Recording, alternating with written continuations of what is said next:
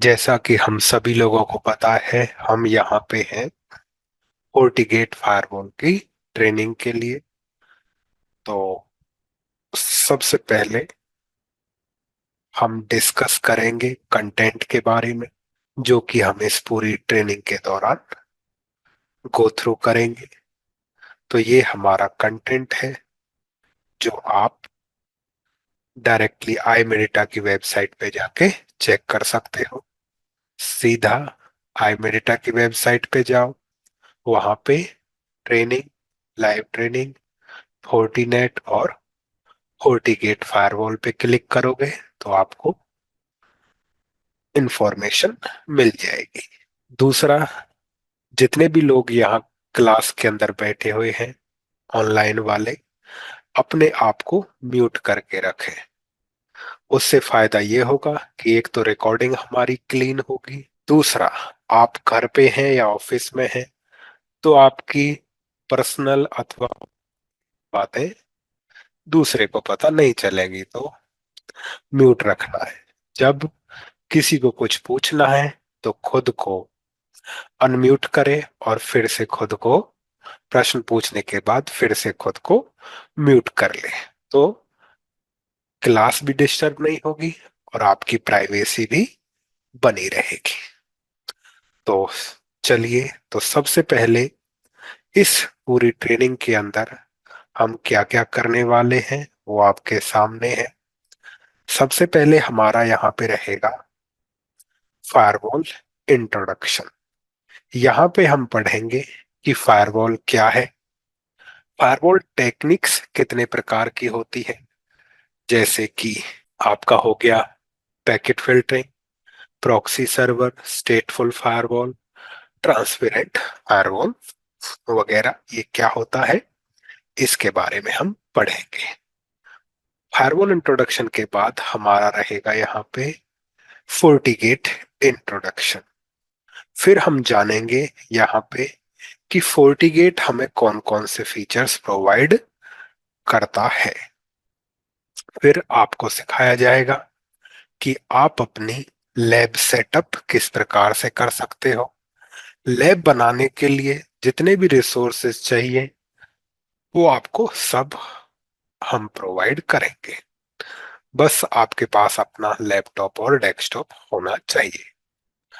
फिर हमारा बेसिक्स रहेगा कि फायरवॉल को एक्सेस कैसे करेंगे, आईपी कैसे देंगे, फायरवॉल के इंटरफेस पे टेलनेट, एसएसएच, एचटीटीपी, एचटीटीपीएस किस प्रकार से इनेबल किया जाएगा, कॉन्फ़िगरेशन का बैकअप कैसे लेंगे, बैकअप रिस्टोर कैसे करेंगे, अपग्रेड कैसे करेंगे, पासवर्ड रिकवरी वगैरह कैसे करेंगे, ये हमारा रहेगा। उसके बाद हमारा रहेगा यहाँ पे फोर्टिगेट फायरवॉल पे IPv4 static routing, default routing रहेगा और लिंक मॉनिटरिंग रहेगा। तो जैसे कि और वेंडर के फायरवॉल होते हैं, वो आपका सपोर्ट करते हैं स्टैटिक राउटिंग, डिफॉल्ट राउटिंग। तो फोर्टिगेट भी static routing, default routing support करता है। तो अब प्रश्न आता है, ये लिंक मॉनिटरिंग क्या है। आपने सिस्को राउटर पे SLA वर्ड सुना होगा, सर्विस लेवल एग्रीमेंट। पोलो अल्टो पे एक वर्ड सुना होगा, पाथ मॉनिटरिंग। तो फोर्टिगेट के अंदर वही चीज क्या है, लिंक मॉनिटरिंग है। यानी जो फीचर सिस्को डिवाइस पे SLA कहलाता है, पोलो अल्टो पे पाथ मॉनिटरिंग कहलाता है, वही फीचर फोर्टिगेट पे आपका कहलाता है यहाँ पे लिंक मॉनिटरिंग। जिसमें हम नेक्स्ट होप के साथ क्या कर सकते हैं, नेक्स्ट होप के साथ और बियॉन्ड नेक्स्ट होप के साथ रीचेबिलिटी चेक कर सकते हैं। उसके बाद आता है आपका जोन इम्प्लीमेंटेशन। अब होता कई बार ये है कि हम कुछ भी चीज लेते हैं, एक नॉर्मल आदमी की फितरत में बता रहा हूं कि हम कोई भी चीज लेते हैं तो दूसरों से डिस्कस करते हैं, चाहे गाड़ी हो या फोन। जब डिस्कस करते हैं तो ये बातें जरूर करते हैं कि उसमें ये फीचर है, इसमें ये है अथवा नहीं है। तो वर्तमान समय में जो लीड कर रहे हैं वो है आपके यहाँ पे 4 वेंडर। कौन कौन से? पोलो अल्टो, फोर्टिनेट और चेक पॉइंट। तो यहाँ पे आप पता कर सकते हो, जाना है गूगल, गूगल पे जाओ, लिखो गार्टनर फायरवॉल मैजिक क्वाड्रेंट 24, तो यहाँ पे आपको फोटो दिख जाएगा जिसमें आपको पता चलेगा कि गार्टनर की रिपोर्ट है। ठीक है। अब ये कितना दिया है इसने? 2022 वाला। परेशान होने की जरूरत ना हो, अभी भी ये ऐसा ही है। तो फोर्टिनेट है, पोलो अल्टो है, और क्या है? चेक पॉइंट है। अब ये तीनों के तीनों वेंडर्स क्या हैं? लीडर हैं किस सॉल्यूशन में? नेटवर्क फायरवॉल सॉल्यूशन में। यानी कि जो एक दे रहा है फीचर, वही दूसरा दे रहा है, और वही क्या दे रहा है? तीसरा दे रहा है। तो अब होता कुछ यूं है कि पोलो अल्टो फायरवॉल पे एक फीचर बनता है या फीचर इनेबल किया जाता है जिसको हम बोलते हैं जोन, सिक्योरिटी जोन। तो ऐसा हो सकता है कि आपसे कोई ये पूछे, क्या फोर्टीगेट पे जोन बनते हैं? तुम इसको नेक्स्ट जनरेशन फायरवॉल या फायरवॉल बोलते हो, क्या जोन बनते हैं? हाँ, बनते हैं। फोर्टीगेट फायरवॉल पे भी आप क्या कॉन्फ़िगर कर सकते हो? जोन इंप्लीमेंट कर सकते हो, पोलो अल्टो फायरवॉल की तरह और चेक पॉइंट फायरवॉल की तरह। तो यहां तक तो हमारा रहेगा बेसिक। उसके बाद आगे बढ़ेंगे एडवांस राउटिंग की तरफ। दूसरा, ये जो ट्रेनिंग रहेगी आपकी, दो तरह से रहेगी। यानी पहले हम चीजों को जीयूआई से करेंगे, और जीयूआई के बाद सीएलआई से करेंगे। तो कुछ चीजें, एडवांस चीजें आपको किस में मिलेंगी? सीएलआई में ही मिलेंगी। तो उसके लिए जीयूआई और सीएलआई दोनों हमारा रहेगा। एडवांस राउटिंग की तरफ, यानी कि यहां तक क्या सीख चुके होंगे? लैब बनाना, static routing, default routing, link monitoring और जोन। अब उससे आगे बढ़ते हैं। आगे आप सीखोगे फोर्टीगेट फायरवॉल पे रिप को इम्प्लीमेंट करना और ट्रबल शूट करना। रिप के बाद ओएसपीएफ का इम्प्लीमेंटेशन और ट्रबल शूटिंग। उसके बाद आपका रहेगा आईएसआईएस इम्प्लीमेंटेशन और ट्रबल शूटिंग। ओएसपीएफ की तरह आईएसआईएस भी लिंक स्टेट राउटिंग प्रोटोकॉल है, जो अब कुछ वेंडर्स अपने फायरवॉल के अंदर इसे ऐड करने लग गए हैं। तो आईएसआईएस दो ही फायरवॉल पे आपका चलता है अभी, फोर्टिनेट पे और चेक पॉइंट पे। तो ओएसपीएफ के साथ साथ आईएसआईएस इम्प्लीमेंटेशन और ट्रबल शूटिंग भी आप सीखोगे। नेक्स्ट आपका है बीजीपी इम्प्लीमेंटेशन और ट्रबल शूटिंग। तो यहां तक आप IPv4 की राउटिंग सीख चुके होंगे, static default, RIP, OSPF, ISIS और बीजीपी। जैसे IPv4 राउटिंग सीखी, ऐसे ही हम सीखेंगे IPv6 static routing, default routing, link monitoring, RIP NG implementation troubleshooting, OSPF implementation, OSPF v3 implementation troubleshooting, ISIS v6 implementation troubleshooting आपको बताया जाएगा। साथ ही साथ IPv6 पे BGP यानी MPBGP इम्प्लीमेंटेशन और ट्रबल शूटिंग आपका यहाँ पे रहेगा। यहाँ तक आप राउटिंग सीख जाओगे। उसके बाद आगे हम बढ़ेंगे, जिसमें हमारा आएगा सिक्योरिटी और नेट पॉलिसी, जिसमें हम सीखेंगे नेट क्या है, थ्योरेटिकल, नेट की जरूरत क्यों है, नेट कितने प्रकार का है, जैसे कि स्टैटिक हो गया, पैट हो गया और डेस्टिनेशन नेट हो गया, और यूजर ऑथेंटिकेशन। ये आप सीखोगे IPv4 पे। वैसा ही आप IPv6 पे स्टैटिक, पैट, डेस्टिनेशन नेट और यूजर ऑथेंटिकेशन आपका रहेगा। नेटिंग के पश्चात और एडवांस टॉपिक की तरफ हम बढ़ेंगे, जिसको हम क्या बोलेंगे? IPsec VPN। पहले हम ये पढ़ेंगे या जानेंगे कि IPsec VPN है क्या। उसके बाद इसकी लैब करेंगे आइक वर्जन 1 के साथ, 2 के साथ। नॉर्मल जब VPN बनाते हैं तो हम प्री शेयर्ड की का इस्तेमाल करते हैं। आपको ये भी बताया जाएगा कि सर्टिफिकेट के द्वारा साइट टू साइट VPN कैसे बनाओगे। जब VPN बनाओगे तो गड़बड़ तो करोगे ही, तो उसे ट्रबल शूट करना भी सिखाया जाएगा। यहां तक आपका रहेगा VPN फोर्टीगेट फायरवॉल पे। अब ऐसा तो है नहीं इंडस्ट्री में केवल क्या रहेगा, फोर्टीगेट ही आपका यहाँ पे रहेगा, तो और वेंडर्स के भी क्या रहेंगे यहाँ पे, फायरवॉल्स रहेंगे या डिवाइसेस रहेंगी।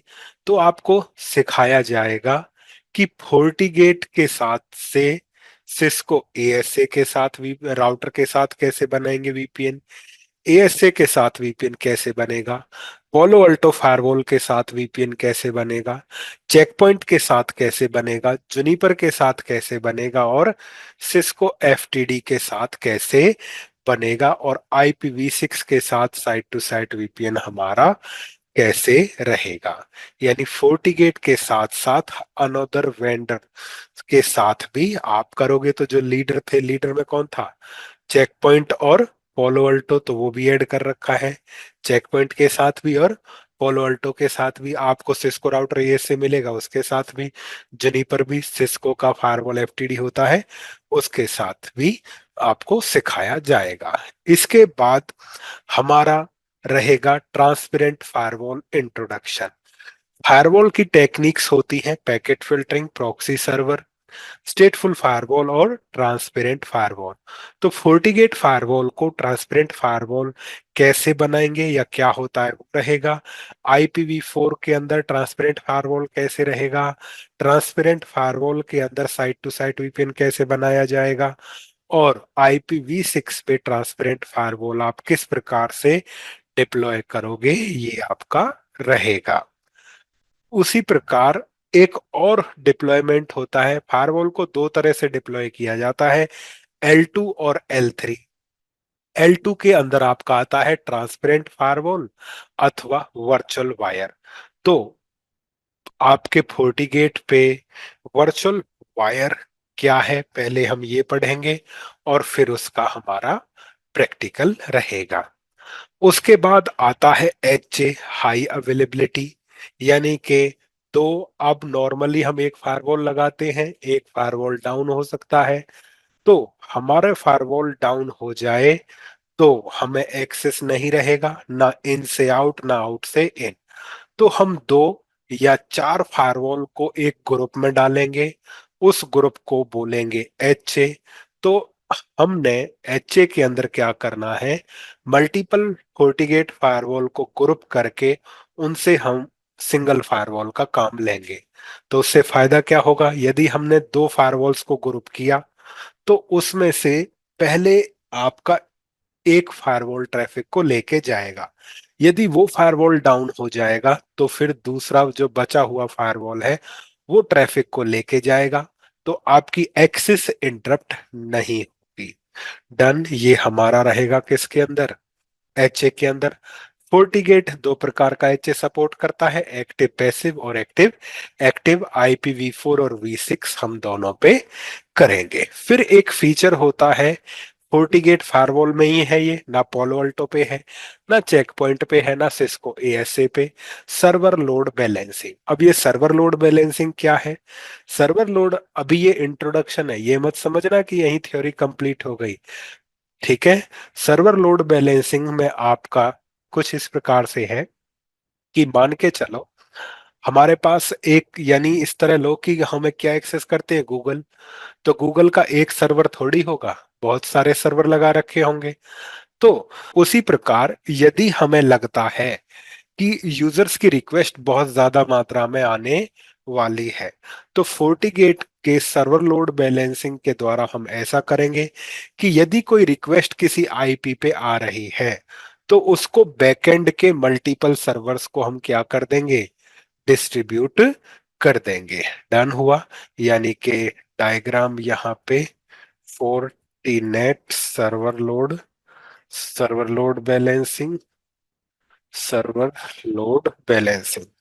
तो ये हमारा यहाँ पे डायग्राम दिखा रहा हूं, ठीक है। इन्होंने काट दिया, बड़े गंदे हैं। हाँ ये रहा। तो इंटरनेट से कोई रिक्वेस्ट किस पे आएगी, किसी पब्लिक आईपी पे आएगी।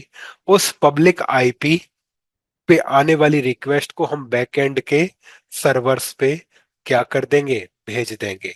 यानी इंटरनेट यूजर को लगेगा कि वो एक ही सर्वर से कम्युनिकेट कर रहा है, लेकिन उसकी रिक्वेस्ट को बैकएंड सर्वर को क्या कर दिया जाएगा, यहाँ पे भेज दिया जाएगा। तो फायदा क्या होगा, यदि मैं एक सर्वर लगाता हूं तो लिमिटेड लोगों को मैं क्या दे सकता हूं, इंफॉर्मेशन। यदि मैंने बैकएंड में 3 या 30 या 300 सर्वर लगा दिए तो इसका मतलब मैं एक ही आईपी पे मल्टीपल यूजर्स को क्या दे सकता हूं, इंफॉर्मेशन दे सकता हूं। जैसे कि हम गूगल वगैरह को एक्सेस करते हैं, फेसबुक वगैरह को एक्सेस कर सकते हैं। तो सर्वर लोड बैलेंसिंग के द्वारा आप यहाँ पे क्या कर सकते हो, सर्वर लोड बैलेंसिंग के द्वारा आप ट्रैफिक को डिस्ट्रीब्यूट कर सकते हो मल्टीपल बैकएंड सर्वर पे। तो वही ये कह रहा है कि जो 40 ओएस सर्वर लोड बैलेंसिंग है, एक फीचर है जिसमें आप लोड बैलेंस कर सकते हो ट्रैफिक को बैकएंड में रखे हुए मल्टीपल सर्वर्स को, यानी जो पीछे सर्वर लगे हुए हैं उन पे आप क्या कर सकते हो, डिस्ट्रीब्यूट और कर सकते हो। वो हमारा थियोरेटिकल और प्रैक्टिकल रहेगा। कई सारे मेथड्स होते हैं, जैसे राउंड रॉबिन मेथड हो गया, वेटेड हो गया, IPv4 और IPv6 ये दोनों के लिए क्या करता है, सपोर्ट करता है। उसके बाद आता है हमारा एडमिन प्रोफाइल। अब एडमिन प्रोफाइल क्या है, एडमिन प्रोफाइल ये है कि मान के चलो हमने फायरवॉल पे लॉगिन किया तो हमें एक यूजर नेम और पासवर्ड मिलेगा, हम फायरवॉल पे अपना टास्क करेंगे और बाहर निकल जाएंगे। अब बात ये है कि कंपनी के अंदर डिफरेंट डिफरेंट लेवल के क्या होंगे, इंजीनियर्स, कुछ L1 कुछ L2 कुछ L3। अब यहाँ पे अगर क्या किया जाए, जो हमारा यूजर है L1, यदि उसको आपने सारे राइट दे दिए तो वो फायरवॉल पे कुछ गलत भी क्या कर सकता है, कॉन्फ़िगर कर सकता है। तो हम एडमिन प्रोफाइल्स बनाएंगे कि L1 केवल कॉन्फ़िगरेशन देख सके, L2 कॉन्फ़िगरेशन के देखने के साथ साथ कुछ बेसिक चीजें कर सके, लेकिन जो एडवांस कॉन्फ़िगरेशन है वो लेवल 3 वाला बंदा ही कर सके। तो वो हम एडमिन प्रोफाइल यहाँ पे बनाएंगे। उसके पश्चात आपका आता है यहाँ पे VRRP, virtual router redundancy protocol. VRRP जो है एक प्रोटोकॉल है जिसकी मदद से हम मल्टीपल लेयर 3 स्विच हो या राउटर हो उन्हें सिंगल गेटवे की तरह ट्रीट करते हैं। तो VRRP दो ही फायरवॉल पे सपोर्टेड है, चेक पॉइंट पे और फोर्टिनेट पे, ना सिस्को ASA पे, ना FTD पे और ना ही पोलो अल्टो पे। इन पे ये सपोर्टेड नहीं है। तो वो कैसे रहेगा वो भी आपको थियोरेटिकल और प्रैक्टिकल जब इसका टाइम आएगा बताया जाएगा। नेक्स्ट है हमारा यहाँ पे Fortinet AD VPN, auto discovery VPN। अब ये क्या है, मान के चलो कि हमारे पास 2 ब्रांचेस हैं, तो 2 ब्रांचेस के लिए आप क्या लगा दोगे, साइट टू साइट VPN। अब मेरी पास 30 40 50 100 ब्रांचेस हैं, अब मेरे को उनके बीच में क्या बनाना है, VPN बनाना है। तो मेरे को हर एक से प्रत्येक के लिए क्या करना पड़ेगा, VPN बनाना पड़ेगा। तो कॉन्फ़िगरेशन मेरी क्या हो जाएगी, बहुत ही ज्यादा। तो फिर AD VPN क्या करेगा, AD VPN इस प्रॉब्लम को सॉल्व करेगा कि आपको यदि फुल मैश VPN चाहिए, फुल मैश का मतलब एनी टू एनी, कोई भी किसी से भी क्या कर सकता है, कम्युनिकेट कर सकता है। तो फुल मैश VPN को फोर्टिनेट पे क्या बोला जाता है, AD VPN, auto discovery VPN। तो इसकी मदद से आप एक फुल मैश VPN कॉन्फ़िगर कर लोगे अपनी ब्रांचेस के बीच में, जिसमें आपको बहुत ही कम क्या करनी पड़ेगी, कॉन्फ़िगरेशन करनी पड़ेगी as compare to site VPN। बस इसकी लिमिटेशन ये है कि सारे डिवाइस किसके होने चाहिए, फोर्टिगेट फायरवॉल होने चाहिए, तभी ये चलेगा, दूसरे के साथ नहीं चलेगा। नेक्स्ट है हमारा, यानी अंतर क्या हुआ, साइट टू साइट VPN आप 2 या 2 से अधिक VPN ब्रांचेस के बीच में बना सकते हो, जो कि आपका एक पॉइंट टू पॉइंट VPN है। लेकिन AD VPN भी आप 2 या 2 से अधिक के बीच में बना सकते हो, लेकिन ये हमारा फुल मैश VPN रहेगा। नेक्स्ट आता है हमारा डायल अप VPN। अब ये डायल अप VPN क्या है, आप लोग मोस्टली सारे वर्किंग होंगे। आपने देखा होगा कि आप लोग या कुछ और लोग वर्क फ्रॉम होम करते हैं। तो वर्क फ्रॉम होम करते हैं तो वो अब उनके पास एक लैपटॉप होता है, इंटरनेट से कनेक्ट होते हैं, वीपीएन कनेक्शन अपने हेडक्वार्टर के या फायरवॉल या राउटर के साथ बनाते हैं। जैसे ही वीपीएन बनता है, घर से बैठे बैठे वो क्या कर लेते हैं, अंदर के नेटवर्क को एक्सेस कर लेते हैं। तो फोर्टीगेट पे जो रिमोट एक्सेस वीपीएन होता है, जो वर्क फ्रॉम होम यूजर्स को कंपनी के इंटरनल नेटवर्क का एक्सेस देता है, उसको हम क्या बोलते हैं, डायल अप वीपीएन। तो डायल अप वीपीएन आपका रिमोट एक्सेस वीपीएन है, और वो हम थियोरेटिकल और प्रैक्टिकल करेंगे। अब जो ये डायल अप वीपीएन है, ये यूज करता है आईपीसेक। इसकी जगह ले ली किसने, एसएसएल वीपीएन ने। जो काम डायल अप वीपीएन करता है वही आपका कौन करता है, एसएसएल वीपीएन करता है। तो फिर अंतर क्या है, dial up VPN IPsec protocol का इस्तेमाल करता है, एसएसएल वीपीएन एसएसएल या टीएलएस का इस्तेमाल करता है। ये भी थियोरेटिकल और प्रैक्टिकल आपको कराएंगे। दोनों में से जो आपको अच्छा लगे वो आप डिप्लॉय कर सकते हो, हम दोनों करेंगे। इंडस्ट्री में जो आपको अच्छा लगे वो कर लेना। फिर हमारा यहाँ पे रहेगा एसडी वैन। एसडी वैन का फुल फॉर्म है यहाँ पे software defined wide area network. अब ये क्या है, ये है कि मान के चलो, अगर आपने फोर्टिनेट पे काम किया हो या नहीं किया हो, तो इधर समझ लो हमारे पास इंटरनेट पे जाने के लिए मैंने तीन चार सर्विस प्रोवाइडर से क्या ले लिया, कनेक्शन ले लिया। तो मेरे को जितने इंटरनेट कनेक्शन उतनी क्या डालनी पड़ेंगी, राउट डालने पड़ेंगे। और फोर्टीगेट है तो उतनी ही मेरे को क्या बनानी पड़ेंगी, पॉलिसी बनानी पड़ेंगी। तो फोर्टीनेट एसडी वैन ये कहता है कि अगर आपके पास इंटरनेट पे जाने के लिए बहुत सारे मल्टीपल लिंक्स हैं, तो उन मल्टीपल लिंक्स को बंडल करके आप क्या कर दोगे, एक लिंक बनाओगे। फायदा क्या हुआ, फायदा ये हुआ कि अगर आपके पास 3 है या 30 है, वैसे तो 255 लिंक को आप क्या कर सकते हो, बंडल कर सकते हो। तो 255 इंटरनेट कनेक्शन कोई नहीं लेने वाला, बट फिर भी उन्होंने डाला है कि आप मल्टीपल लिंक को बंडल करके एक लॉजिकल लिंक बनाओगे। अब आपने उस लॉजिकल लिंक के लिए ही क्या करना है, राउटिंग करना है, और उसी लॉजिकल लिंक के लिए क्या बनाना है, पॉलिसी। तो एक ही राउटर डलेगा और एक ही क्या बनेगी, पॉलिसी। जो उसके सभी जो फिजिकल इंटरफेस हैं उन पे क्या हो जाएगी, अप्लाई हो जाएगी। यानी आपको हर एक के लिए राउटिंग और नेटिंग करने की आवश्यकता या सिक्योरिटी पॉलिसी बनाने की जरूरत नहीं है। साथ ही साथ आप वहां पे लिंक मॉनिटरिंग भी कॉन्फ़िगर कर सकते हो, पाथ मॉनिटरिंग जिसे हम बोलेंगे, एसएलए। उसके अंदर आप ये भी बता सकते हो कि यदि कोई लिंक डाउन होता है तो उसका इस्तेमाल ना हो, दूसरे पे ट्रैफिक डाइवर्ट हो जाए, और जैसे ही वो अप आता है फिर से वो क्या यूज होने लग जाए, यूज होने लग जाए। तो एसडी वैन के अंदर हम मल्टीपल वेन कनेक्शंस को, वेन लिंक्स को लॉजिकल एक इंटरफेस में डालेंगे, और उसके अंदर डाल के जो इंटरनेट की तरफ जाने वाला ट्रैफिक है उसको हम मल्टीपल लिंक पे डिस्ट्रीब्यूट कर देंगे। ये काम कौन करेगा, एसडी वैन। उसके बाद आपका आता है यहाँ पे FSSO, Fortinet single sign on. हर कंपनी ये चाहती है, मोस्टली हर कंपनी एक्टिव डायरेक्टरी यूज करती है, एडी यूज करती है। एडी पे यूजर और ग्रुप बने रहते हैं। अब हमें ये चाहिए कि जो ग्रुप एडी पे बने हुए हैं वही ग्रुप बेस्ड पॉलिसी में किस पे लगा दूं, फायरवॉल पे लगा दूं। तो वही यहाँ पे क्या कहलाएगा आपका, FSSO, Fortinet single sign on, जिसमें हम फोर्टीगेट फायरवॉल और एडी का इंटीग्रेशन कर देंगे।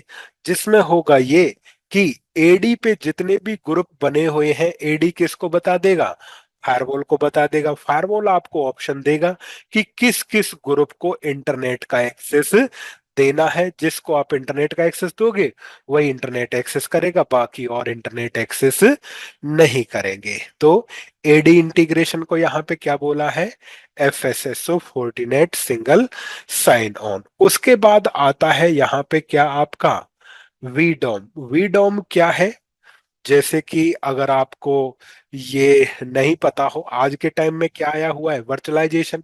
तो वर्चुअलाइजेशन में यदि मैं अपने पीसी के अंदर VMware डालता हूं तो मैं कई सारे पीसी चला सकता हूं या नहीं, उनको यूज कर सकता हूं। तो अब ये वीडोम किन के लिए बनाया गया? वीडोम बनाया गया वेब होस्टिंग कंपनीज के लिए। वेब होस्टिंग कंपनी क्या करती है कि आप XYZ क्लाइंट हो, आप अपना सर्वर जाके वेब होस्टिंग कंपनी पे जाके क्या कर सकते हो, रख सकते हो, और इंटरनेट एक्स के द्वारा आउटसाइड यूजर्स को सर्विसेज दे सकते हो। अब वेब होस्टिंग कंपनी जो कस्टमर है जिसने अपना सर्वर रख रखा है, वो वेब होस्टिंग कंपनी से ये कहता है कि मेरे सर्वर को प्रोटेक्ट करो, किससे? फायरवॉल से। और जब फायरवॉल से प्रोटेक्ट करोगे तो उसका कंट्रोल मेरे पास होना चाहिए। तो यदि एक कस्टमर है, उसकी जरूरत पूरी करने में कोई दिक्कत नहीं है। अब आपके पास 50 या 100 कस्टमर हैं। अब हर कस्टमर ये कहने लग गया कि मेरे सर्वर को क्या करो, फायरवॉल से प्रोटेक्ट करो, और उसका कंट्रोल किसके पास होना चाहिए? मेरे पास होना चाहिए। तो 100 कस्टमर की रिक्वायरमेंट को पूरा करने के लिए कितने फायरवॉल खरीदने पड़ेंगे? अगर एक डेडिकेट मांग रहा है, क्लाइंट है कि मेरे को क्या चाहिए, डेडिकेट फायरवॉल चाहिए, तो 100 के लिए तो 100 क्या लेने पड़ेंगे आपको, फायरवॉल। अब बात यह है कि वो कस्टमर जो है वो फॉरएवर वाला नहीं है। आज हमने कम कोटेशन दे रखी है, कल को कोई नया दूसरा आएगा कम देगा, वो अपना सर्वर यहां से डिलीट मारेगा या कॉपी पेस्ट करके डेटा को दूसरी जगह ले जाएगा। तो हमने जो वो सर्वर खरीदा वो हमारे किसी काम का, फायरवॉल जो खरीदा वो किसी काम का नहीं रहेगा। हो गया। अब उस केस में, अब ये प्रॉब्लम हर वेब होस्टिंग कंपनी को है। तो ये जितने भी फायरवॉल वेंडर्स हैं, ये उनको एक सॉल्यूशन देते हैं, कौन से वाला, वर्चुअल फायरवॉल वाला, कि आप हमारा एक फिजिकल फायरवॉल लो और उसके अंदर मल्टीपल क्या बना दो, वर्चुअल फायरवॉल बना दो। जैसे स्विच के अंदर एक वीलेन होता है, फिर उसके अंदर तोड़ के हम मल्टीपल क्या बना देते हैं, वीलेन बना देते हैं। वैसे ही फोर्टिगेट फायरवॉल को हम ब्रेक कर सकते हैं या उसका पार्टीशन कर सकते हैं मल्टीपल वर्चुअल फायरवॉल्स के अंदर। उसी को क्या बोला जाता है, वीडोम बोला जाता है। तो वीडोम क्या है, प्रैक्टिकल आपके सामने आपको कराया जाएगा। नेक्स्ट है हमारा यहाँ पे इथर चैनल और रिडंडेंट इंटरफेस। अब नॉर्मली आप एक लिंक यूज करते हो, आप चाहते हो कि आपके पास एक्स्ट्रा इंटरफेसेस बचे हुए हैं, तो इथर चैनल बना के आप मल्टीपल लिंक को बंडल करके उन्हें यूटिलाइज कर सकते हो। जैसा कि स्विच पे आपके पास इथर चैनल बनता है, FortiGate पे भी इथर चैनल आप बना सकते हो, 8 लिंक तक बंडल करके उन्हें एट ए टाइम सभी को यूज कर सकते हो। तो इथर चैनल में सारे इंटरफेस जो है अप टू 8 लिंक को बंडल और यूटिलाइज कर सकते हो। रिडंडेंट इंटरफेस के अंदर आप इंटरफेस रिडंडेंसी अचीव कर सकते हो, लेकिन इसके अंदर एट ए टाइम एक ही इंटरफेस क्या होता है आपका, यूज होता है। उसके बाद आपका रहेगा फोर्टी एनालाइजर इंटीग्रेशन। अब ये फोर्टी एनालाइजर इंटीग्रेशन क्या है? अगर एक ही फायरवॉल है तो दिक्कत नहीं है, एक कंपनी के अंदर बहुत सारे क्या लगे हुए हैं, फायरवॉल लगे हुए हैं। हम चाहते हैं सभी फायरवॉल्स का लॉग एक डेडिकेटेड सर्वर पे जाए, तो सेंट्रलाइज लॉग कलेक्टर को फोर्टीनेट के अंदर क्या बोला जाता है, फोर्टी एनालाइजर। आपके पास सैकड़ों फायरवॉल है, आप चाहते हो एक जगह से मैनेज हो, तो उस सेंट्रलाइज मैनेजमेंट सर्वर का नाम क्या है, फोर्टी मैनेजर। तो एक फायरवॉल को एनालाइजर और मैनेजर के साथ इंटीग्रेट कैसे करेंगे, ये रहेगा। फिर आपका पैकेट फ्लो रहेगा कि ये आपका फोर्टीगेट पे पैकेट फ्लो कैसे होता है। ये तो हो गई हमारी ब्रीफिंग। अब अगर डिटेल में जानना है क्या रहेगा, तो उसी के जस्ट नीचे क्या लिखा हुआ है, कोर्स आउटलाइन डिटेल। तो जब हम बात कर रहे थे कि फायरवॉल इंट्रोडक्शन, फोर्टिगेट इंट्रोडक्शन होगा, लैब सेटअप होगा, लैब में ये बताएंगे फायरवॉल कैसे एक्सेस करेंगे, टेलनेट, SSH, HTTP HTTPS कैसे इनेबल करेंगे, कनेक्टिविटी कैसे वेरीफाई करेंगे, प्लेन बैकअप, इनक्रिप्टेड बैकअप कैसे लेंगे, फैक्ट्री रीसेट कैसे करेंगे, कॉन्फ़िगरेशन रिस्टोर कैसे करेंगे, एडमिन पासवर्ड कैसे आपका क्या होगा, रीसेट होगा, और अपग्रेड किस प्रकार से करेंगे। फिर बेसिक्स GUI CLI से होगा। जब हम बात कर रहे हैं रिप की, तो रिप के अंदर क्या क्या होगा, basic routing table verification, redistribution, timer modification, default information originate. तो जो डिटेल्ड इंफॉर्मेशन है, रिप की हो गई। ओएसपीएफ में क्या क्या सीखेंगे ये आपके सामने है। आईएस के अंदर क्या रहेगा ये आपके सामने है। बीजीपी के अंदर हम क्या सीखने वाले हैं ये आपके सामने है। जैसा आईपीवी4 पे है वैसा ही आपका V6 पे रहेगा। तो डिटेल्ड इंफॉर्मेशन भी आपको वहीं पे मिल जाएगी। ये ऊपर वाले जस्ट पॉइंट है, बाकी आपका आपके सामने है। तो ये हमारा कंटेंट रहेगा जो हम अपनी इस पूरी ट्रेनिंग के अंदर करने वाले हैं। कहां से लेके, फायरवॉल इंट्रोडक्शन से लेके आपका पैकेट फ्लो तक। तो यही हमने यहाँ पे नोट डाउन कर रखा है। वीकेंड 3 से 5, और कहाँ से लेके, फायरवॉल इंट्रोडक्शन से लेके और आपका यहाँ पे पैकेट फ्लो तक। फिर भी है कि नहीं कि कुछ चीजें नहीं लिख रखी तो आपको उसके लिए भी श्योर कर देते हैं। पुराना हटा दिया, पुराना कंटेंट हटाया, हम जाएंगे जो यहाँ पे मेंशन है उसी को जस्ट हमने क्या किया, कॉपी किया,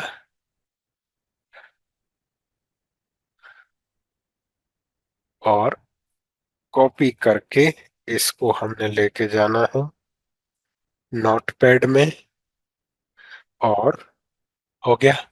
तो फायरवॉल इंट्रोडक्शन से लेके आपका वही 85 तक कितना था, पैरेलल पाथ प्रोसेसिंग यानी पैकेट फ्लो तक हमारा रहेगा। तो अभी जो बताया ये आपका रहेगा कोर्स कंटेंट इंट्रोडक्शन, कि हम कोर्स में क्या करने वाले हैं, इस पूरी ट्रेनिंग के अंदर क्या करेंगे। नेक्स्ट क्या है हमारा, फायरवॉल इंट्रोडक्शन। अब हम चलते हैं फायरवॉल इंट्रोडक्शन की तरफ।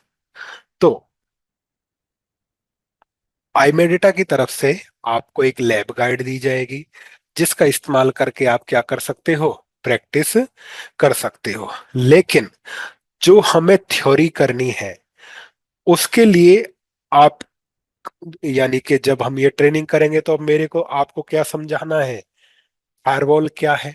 अब दिक्कत ये है कि ये कुछ ऐसा है कि हर वेंडर हर चीज अच्छी नहीं देता। कुछ थ्योरेटिकल अच्छा बताता है और कुछ के डिवाइस प्रैक्टिकली क्या होते हैं, स्ट्रांग होते हैं। तो कुछ चीजों के लिए हम दूसरे वेंडर से क्या उठाएंगे, थ्योरी उठाएंगे। क्यों उठाएंगे, क्योंकि जो हमें समझना अथवा समझाना है वो उसके पास नहीं है। तो आपको सॉफ्ट मटेरियल यानी पीडीएफ वगैरह, पीडीएफ वाला मैं दे दूंगा, हार्ड हार्ड फॉर्मेट वाला जो है, आप की बातें जिन भी सर या मैम से हो रही हैं उनसे आप क्या कर सकते हो, कलेक्ट कर सकते हो। इसके अलावा कुछ और है तो वो आपको वीडियो देख के खुद अपने क्या बनाने, नोट्स बनाने पड़ेंगे, ठीक है ना। तो उस चीज के लिए थोड़ा तैयार रहना, क्योंकि वो चीज वो फोर्टिनेट के अंदर हमें नहीं मिलेगी, दूसरे वेंडर का हमें देखना ही पड़ेगा। तो अब हम चल रहे हैं यहाँ पे किस तरफ, फायरवॉल के इंट्रोडक्शन की तरफ। तो फायरवॉल के इंट्रोडक्शन में हमारा यहाँ पे आएगा, हाँ जी, तो यहाँ पे हम पढ़ रहे हैं फोर्टीनेट का फायरवॉल फोर्टिगेट। तो एक्चुअली है तो वो आपका क्या, फायरवॉल ही। तो अब हमारे सामने ये प्रश्न आता है कि फायरवॉल होता क्या है। तो उसी के लिए सिंपल वर्ड्स लिख रखे हैं यहाँ पे कि यदि कोई हमसे पूछता है फायरवॉल क्या है, तो हम बोलेंगे कि जो फायरवॉल है एक क्या होगा, सिस्टम होगा, अथवा सिस्टम्स का क्या होगा, ग्रुप होगा जो मैनेज करेगा एक्सेस को दो या दो से अधिक नेटवर्क्स के बीच में। तो ये अब कहोगे कि ये क्या मजाक है, मजाक नहीं है। हमें वैसे तो चीजें आपको पता है, लेकिन हमें उन्हें एक्सप्लेन भी करना है या नहीं करना है। तो एक्सप्लेन करने के लिए क्या चाहिए, शब्द चाहिए। तो क्या शब्द उसी टाइम ढूंढोगे नहीं, तो शब्दों का चयन भी तुम्हें करना पड़ेगा। दूसरा, अब शब्द ऐसे भी नहीं होने चाहिए कि बहुत ज्यादा या बहुत ही कम। तो उसके लिए मिड साइज की डेफिनेशंस या नोट्स यहाँ पे बनाए हुए हैं कि यदि हमसे कोई पूछता है फायरवॉल क्या है, तो उसे क्या जवाब देना है कि जो फायरवॉल होगा या तो एक सिस्टम होगा या ग्रुप ऑफ सिस्टम होगा जो मैनेज करेगा एक्सेस को, दो या दो से अधिक नेटवर्क के बीच में एक्सेस को वो मैनेज करेगा। जो फायरवॉल है वो हार्डवेयर भी हो सकता है, वो सॉफ्टवेयर भी हो सकता है, और वर्चुअल अप्लायंस भी हो सकता है वर्तमान समय में। अब ये कहोगे कि कुछ समझ नहीं आया, तो उसके लिए अब डायग्राम है कि मान के चलो आपके पास एक ब्रांच है, ब्रांच में पीसी है।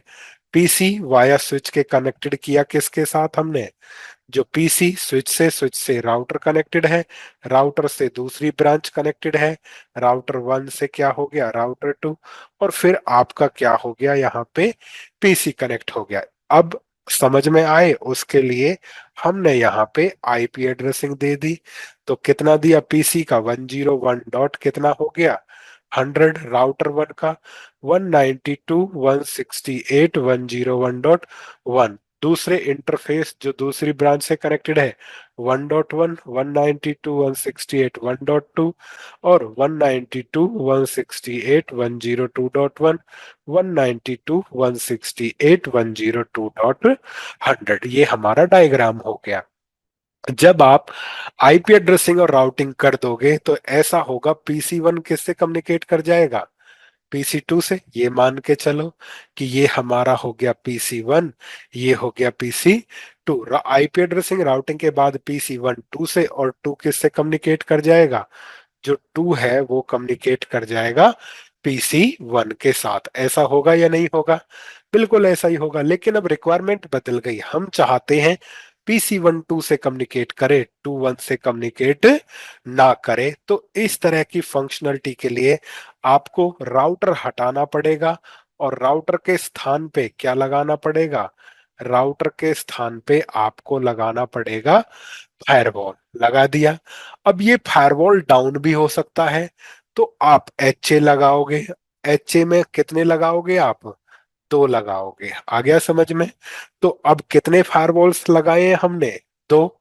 अब जो ये फायरवॉल लगाया है, इस पे आपने क्या डिफाइन करना है, इस फायरवॉल पे आप क्या बनाओगे, पॉलिसी। कौन सा, कि जो सोर्स नेटवर्क मेरा 192 नेटवर्क कितना है, 192.168.101.0, और डेस्टिनेशन नेटवर्क यदि कितना होता है 192.168.102.0, तो हमें एक्शन के अंदर, किसके अंदर, एक्शन के अंदर क्या कर देना है, अलाउ कर देना है। तो ये फायरवॉल क्या करेगा, जब पीसी वन टू पे जाएगा जाने देगा, और जब टू किस पे आएगा, वन पे आना चाहेगा, तो उसे क्या कर देगा, ये ड्रॉप या डिनाई कर देगा। डन हुआ। तो अब यही तो मैंने बोला है कि जो फायरवॉल होगा, या तो क्या होगा, एक सिस्टम होगा, या फिर क्या होगा, group of system. H A लगा रखा है तो कितने होंगे, दो या चार। तो फायरवॉल या तो एक डिवाइस होगा या ग्रुप ऑफ डिवाइस होगा, जिसका काम होगा मैनेज करना एक्सेस को दो या दो से अधिक नेटवर्क के बीच में। हमारे पास एक सोर्स नेटवर्क है और एक डेस्टिनेशन नेटवर्क है, तो कम से कम कितने चाहिए, दो, या दो से क्या हो सकते हैं, अधिक भी। तो फायरवॉल या तो एक सिस्टम या ग्रुप ऑफ सिस्टम होगा, जो दो या दो से अधिक नेटवर्क के बीच में एक्सेस को मैनेज करेगा। डन हुआ। तो ये तो था पहली लाइन का मतलब। अब दूसरा आता है कि फायरवॉल हार्डवेयर भी हो सकता है, सॉफ्टवेयर भी हो सकता है, और वर्चुअल अप्लायंस भी हो सकता है। अब इसका क्या मतलब है, पहले हम चलते हैं हार्डवेयर पे। जब आप एक राउटर को रिप्लेस करोगे तो उस टाइम पे फायरवॉल कैसा होगा, हार्डवेयर भी होगा, नो डाउट। नेक्स्ट, जो आपका फायरवॉल है वो कैसा हो सकता है, सॉफ्टवेयर भी हो सकता है। अब सॉफ्टवेयर कब होगा, सॉफ्टवेयर तब होगा कि आपके पास पीसी है अथवा क्या है, सर्वर है। पीसी के अंदर हम क्या इंस्टॉल करते हैं, एंटीवायरस। सर्वर के अंदर हम क्या इंस्टॉल करते हैं, एंटीवायरस। तो कई बार एंटीवायरस के लिए भी कुछ लोग किस शब्द का इस्तेमाल करते हैं? फायरवॉल शब्द का इस्तेमाल करते हैं। तो हार्डवेयर भी हो सकता है और क्या हो सकता है, सॉफ्टवेयर भी हो सकता है। उसके बाद तीसरा ऑप्शन भी हो सकता है क्या, वर्चुअल अप्लायंस। अब ये वर्चुअल अप्लायंस कब होगा, आज के टाइम में हम यूज करते हैं कौन सा solution, cloud based solution use करते हैं। क्लाउड बेस्ड सॉल्यूशन दो प्रकार का होता है। एक होता है आपका यहाँ पे कौन सा, पब्लिक क्लाउड हो गया, और एक क्या यूज करते हैं, प्राइवेट क्लाउड। अब पब्लिक क्लाउड में क्या आ गया, amazon web services, Google cloud platform और माइक्रोसॉफ्ट एज्योर। प्राइवेट क्लाउड में क्या आ गया, VMware आ गया, VMware ई SXI आ गया, या फिर क्या आ गया आपका, वर्चुअल बॉक्स आ गया। तो गूगल पब्लिक क्लाउड पे भी आप क्या बनाओगे अपना सर्वर, प्राइवेट क्लाउड में भी आप क्या डिप्लॉय करोगे अपना सर्वर। अब उस सर्वर को प्रोटेक्ट करना है तो हमें क्या चाहिए, फायरवॉल। तो उस वर्चुअल नेटवर्क को प्रोटेक्ट करने के लिए हमें फायरवॉल चाहिए। किस फॉर्मेट में चाहिएगा, अब ये वर्चुअल अप्लायंस में। तो VMware के ESXi के लिए, AWS Google cloud platform, Microsoft azure के लिए जिस जो कंपनी फायरवॉल देती है उसके लिए क्या देती है, वर्चुअल अप्लायंस भी देती है। आ गया समझ में। तो फायरवॉल क्या है, इसमें किसी को कोई प्रॉब्लम के। तो नेक्स्ट है, तो हमने पता कर लिया कि फायरवॉल क्या है, कितने प्रकार का हो सकता है। नेक्स्ट यहाँ पे हमारा है क्या, फायरवॉल टेक्निक्स। तो फायरवॉल टेक्निक्स जो हमारा है आपके सामने है, कौन कौन सा रहेगा, पैकेट फिल्टरिंग कौन सा रहेगा, proxy server, स्टेटफुल firewall, transparent firewall और नेक्स्ट जनरेशन फायरवॉल हमारा यहाँ पे रहेगा। डन हुआ। अब जो ये नेक्स्ट जनरेशन फायरवॉल है इसी को बोला जाता है सैंड बॉक्स इंस्पेक्शन। क्या बोला जाता है, सैंडबॉक्स इंस्पेक्शन या फिर रेप्यूटेशन बेस फायरवॉल, इसके नाम हो सकते हैं नेक्स्ट जनरेशन फायरवॉल अथवा सैंडबॉक्स इंस्पेक्शन अथवा रेपुटेशन बेस फायरवॉल। ठीक, तो इसको बाद में देखेंगे। तो पहले हमारा कौन सा आता है, पैकेट फिल्टरिंग या फिर स्टेटलेस पैकेट फिल्टरिंग। तो चलो, तो सबसे पहले हमारा है पैकेट फिल्टरिंग या स्टेटलेस पैकेट फिल्टरिंग भी आप बोल सकते हो। जो पैकेट फिल्टरिंग या स्टेटलेस पैकेट फिल्टरिंग होती है उसमें पैकेट को फिल्टर किया जाता है किसकी मदद से, एक्सेस लिस्ट की मदद से। और इसके अंदर पैकेट को फिल्टर कर सकते हैं लेयर 3 से लेके किस तक, लेयर 7 तक। किसके अंदर, OSI मॉडल के अनुसार। अब आप फायरवॉल सीख रहे हो तो मेरे को एक्सपेक्टेशन यहाँ पे ये है कि आपने CCNA तो पढ़ा होगा। तो CCNA में हम क्या सीखते हैं, ACL एक्सेस कंट्रोल लिस्ट या एक्सेस लिस्ट हम सीखते हैं। तो जब भी आप एक्सेस लिस्ट यूज करते हो तो वो हमारा स्टेटलेस पैकेट फिल्टरिंग कहलाता है। और स्टेटलेस पैकेट फिल्टरिंग के अंदर आप लेयर 3 से लेके लेयर 7 तक के पैकेट्स को क्या किया जा सकता है, फिल्टर किया जा सकता है। अब ACL कितने प्रकार की होती है, ACL आप बना सकते हो स्टैंडर्ड, एक्सटेंडेड, नेम्ड और क्या बना सकते हो, टाइम बेस्ड एक्सेस लिस्ट आप बना सकते हो। और भी होती है हमारी dynamic access list, reflexive access list और TCP एस्टैब्लिश एक्सेस लिस्ट। अब हमें यह एक्सेस लिस्ट एक्सपर्ट नहीं बनना, हमें बस इतना जानना है कि जो पैकेट फिल्टरिंग होती है, जो हमारी पैकेट फिल्टरिंग होती है, पैकेट को फिल्टर करती है एक्सेस लिस्ट की मदद से, जो लेयर 3 से लेयर 7 तक को फिल्टर कर सकती है। इतने प्रकार की हम क्या बना सकते हैं, एक्सेस लिस्ट बना सकते हैं। हमें जानना था क्या है, कैसे, क्या क्या कर सकता है, कितने प्रकार की होती है। अब हमें उससे आगे बढ़ना है एडवांटेज की तरफ। यदि आप पैकेट फिल्टरिंग यूज करते हो तो ये कैसा रहेगा, इजी टू इम्प्लीमेंट भी रहेगा और ये कैसा रहेगा, कॉस्ट इफेक्टिव भी रहेगा। तो कैसे तो मैं कह सकता हूं कि ये इजी टू इम्प्लीमेंट है या कॉस्ट इफेक्टिव है, तो समझने के लिए फिर से डायग्राम। पीसी हो गया, पीसी से मैंने जोड़ा राउटर, राउटर से मैंने जोड़ दिया सर्वर, सर्वर पे मेरा चला हुआ है HTTPS। यदि पीसी सोर्स है और सर्वर क्या है, डेस्टिनेशन है, तो राउटर के हो गए दो इंटरफेस, इस इंटरफेस पे ट्रैफिक आएगा और इससे जाएगा।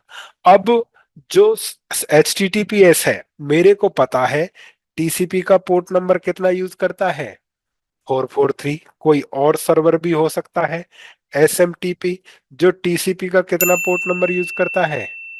तो मेरे को एक ACL बनानी है, ACL में क्या करना है, अलाउ, क्या क्या अलाउ करना है, TCP 443 और TCP 25, जो मेरे को इस इन पे अथवा किस पे लगा देना है, इस आउट डायरेक्शन पे लगा देना है। तो अगर मेरे को पोर्ट नंबर पता है तो ये इंप्लीमेंट करना कैसा है, आसान है। कॉस्ट इफेक्टिव कैसे कह दिया, कॉस्ट इफेक्टिव इस प्रकार से कह दिया कि ये काम किसके द्वारा होगा, ACL, और ACL हम किस पे लगाएंगे, राउटर पे लगाएंगे, अथवा ये आपका मल्टी लेयर स्विच भी हो सकता है। तो अगर आपके नेटवर्क इंफ्रास्ट्रक्चर डिवाइस जैसे कि स्विच या बोले तो राउटर, यदि वो क्या सपोर्ट करती है, ACL, तो आपको अलग से कोई डिवाइस परचेज करने की आवश्यकता नहीं है। तो ये कैसा रहेगा आपके लिए, कॉस्ट इफेक्टिव भी रहेगा। लेकिन अब किसी चीज के फायदे हैं तो नुकसान भी है।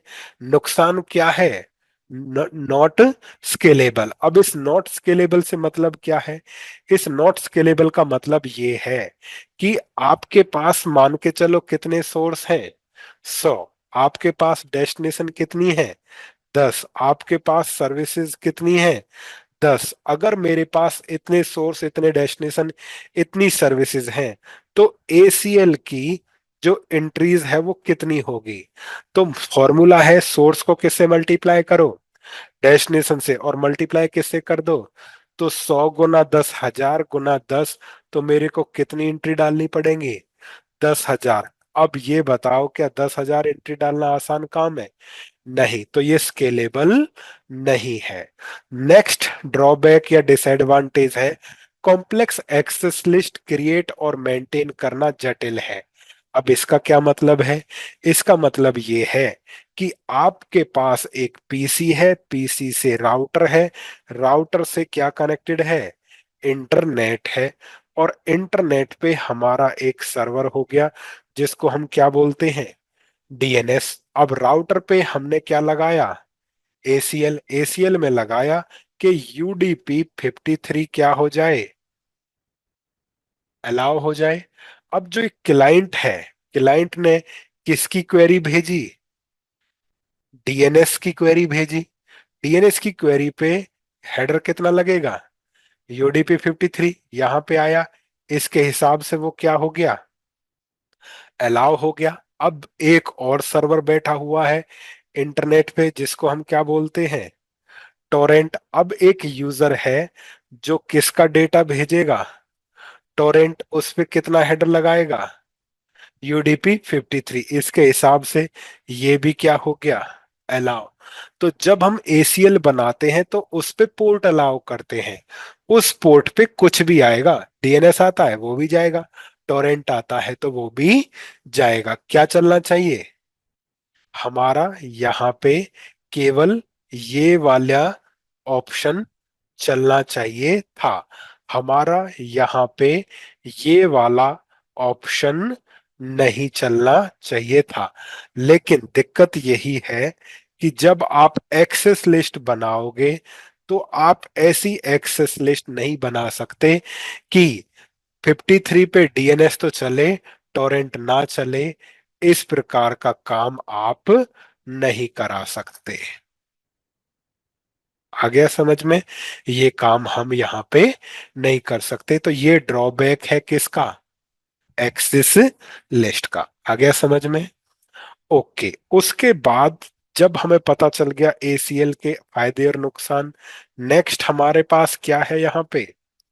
नेक्स्ट है यहाँ पे प्रॉक्सी सर्वर। अब ये प्रॉक्सी सर्वर क्या है जो है, ये हम डायग्राम की मदद से जानेंगे पहले। प्रॉक्सी सर्वर की जरूरत क्यों पड़ी या ये क्या करता है? कोई XYZ कंपनी है जिसके अंदर क्लाइंट है, वो किससे कनेक्ट कर रखा है? उस क्लाइंट को हमने राउटर से कनेक्ट कर रखा है, और राउटर को जोड़ दिया किसके साथ? इंटरनेट के साथ यहाँ पे जोड़ दिया। अब इंटरनेट से सर्वर कनेक्टेड है, कौन कौन सा? गूगल हो गया, और फिर कौन सा कनेक्टेड है? फॉर एग्जाम्पल फेसबुक हो गया। अब जो यूजर कंपनी में बैठा हुआ है, वो गूगल और फेसबुक दोनों को क्या कर सकता है? एक्सेस कर सकता है। हमने यूजर से कहा कि यूजर फेसबुक एक्सेस मत करो, जैसे हम बच्चों से कहते हैं कि शैतानी मत करो, हाँ नहीं करेंगे। तुम कह के हटोगे नहीं, फिर से वो क्या करेंगे? शैतानी करेंगे। तो वही हाल यहाँ पे, यूजर कहेगा तो सही कि मैं जो है टोरेंट से मूवीज और गेम्स डाउनलोड नहीं करूंगा, बट ऐसा हो नहीं सकता कि वो ना करे। तो उससे बचने के लिए लगाया जाता है। अब फायदा जो है कि हम क्यों नहीं चाहते वो यूजर जो है फेसबुक या टोरेंट डाउनलोड करे। देखो बात कुछ ऐसी है कि जो कंपनियां रहती है ना, वो मान के चलो किसी कंपनी ने कितने MBPS का कनेक्शन लगवाया? 100 MBPS का। तो सर्विस प्रोवाइडर को पैसा जाएगा या नहीं जाएगा? जाएगा। अब मान के चलो उसके पास 100 ही यूजर हैं, तो अगर हम थोड़ा सा भी गणित लगाएं, तो हर यूजर के हिस्से में कितने MBPS I? 1 MBPS I. Got it? Okay, लेकिन ज्यादा भी तो हो सकते हैं, तो ये रेशो और भी क्या हो जाएगा? कम हो जाएगा। अब बात यह है कि अगर 100 का भी हम लगा के चलते हैं, एक के हिस्से में आ गई 1 MBPS, लेकिन अब एक ही यूजर है जो सीधा क्या एक्सेस कर रहा है? गूगल, या के गूगल छोड़ो फेसबुक छोड़ो, हो सकता है वो क्या एक्सेस कर रहा हो? यूट्यूब। तो जब वो यूट्यूब एक्सेस करेगा, तो यूट्यूब वाला जो है यूडीपी यूज होगा। यूडीपी यूज होगा तो वो ज्यादा मात्रा में क्या करेगा? बैंडविथ कंज्यूम करेगा। तो अब जो कनेक्शन प्रोडक्शन के लिए लिया गया था, उससे यूजर का मनोरंजन हो रहा है।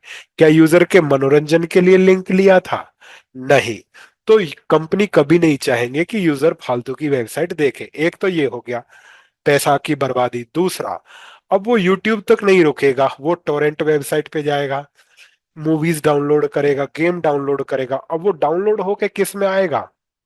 PC में। उसके साथ वायरस आएगा, तो ये सिस्टम भी क्या होगा? करप्ट होगा, क्रैश होगा, या जो है वायरस फैलेगा।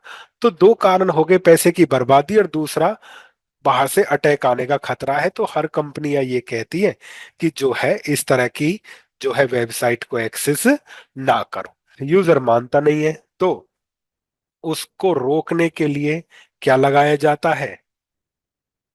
प्रॉक्सी सर्वर लगाया जाता है।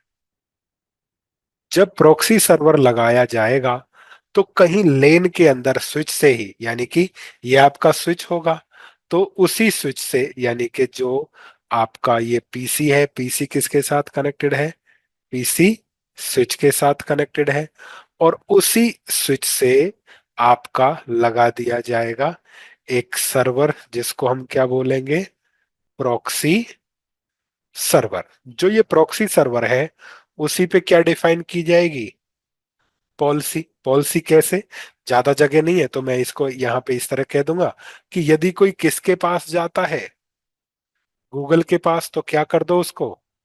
अलाउ। फेसबुक के पास जाता है तो क्या कर दो? डिनाय। किसके पास जाता है? यूट्यूब के पास जाता है तो उसे भी क्या कर दो? डिनाय। तो इस प्रकार की पॉलिसी किसके पास होगी? प्रॉक्सी सर्वर के पास होगी। अब हमें ट्रैफिक कहाँ पे लेके आना है? अब हमें ट्रैफिक लेके आना है अपने प्रॉक्सी सर्वर के पास। तो प्रॉक्सी सर्वर दो तरह से डिप्लॉय होता है। एक तरीका होता है इसका एक्सप्लिसिट प्रॉक्सी। पहला तरीका क्या है? Explicit proxy. और दूसरा तरीका होता है लगाने का ट्रांसपेरेंट ट्रांसपेरेंट प्रॉक्सी। तो पहले कौन सा करोगे, ट्रांसपेरेंट या एक्सप्लिसिट? चलो ये कर लेते हैं। जो एक्सप्लिसिट प्रॉक्सी होता है उसके अंदर हम करते हैं किसकी कॉन्फ़िगरेशन, क्लाइंट कॉन्फ़िगरेशन। जो आपका क्लाइंट है उसी को क्या किया जाता है, कॉन्फ़िगर किया जाता है। जो ट्रांसपेरेंट प्रॉक्सी होता है उसमें हम गेटवे की क्या करते हैं, कॉन्फ़िगरेशन करते हैं। तो या तो क्लाइंट को प्रॉक्सी के पास भेजोगे या गेटवे को किसके पास भेजोगे, प्रॉक्सी के पास। तो पहला हो गया एक्सप्लिसिट प्रॉक्सी। तो एक्सप्लिसिट प्रॉक्सी में क्लाइंट को कॉन्फ़िगर करेंगे तो क्लाइंट खुद ही रिक्वेस्ट किसको देगा, प्रॉक्सी को, कि मेरे को कहां पे जाना है, गूगल। किस पे आई रिक्वेस्ट, प्रॉक्सी। प्रॉक्सी देखेगा गूगल क्या है हमारे लिए, गूगल अलाउ है। अलाउ है तो अब जो प्रॉक्सी है वो खुद ही रिक्वेस्ट किसको भेजेगा, गूगल को भेजेगा। और जो गूगल है वो खुद रिप्लाई किसको देगा, प्रॉक्सी को देगा। और जो प्रॉक्सी है वो उसी रिप्लाई को किसको फॉरवर्ड कर देगा, क्लाइंट को दे देगा। तो गूगल तो चल गया, अब क्लाइंट खुश। या अब ऐसा होगा, अब जो क्लाइंट है वो किससे कहेगा, क्लाइंट प्रॉक्सी से कहेगा कि मेरे को किस पे जाना है, फेसबुक पे। रिक्वेस्ट किस पे आई, प्रॉक्सी। प्रॉक्सी ने देखा फेसबुक क्या है, डिनाय है।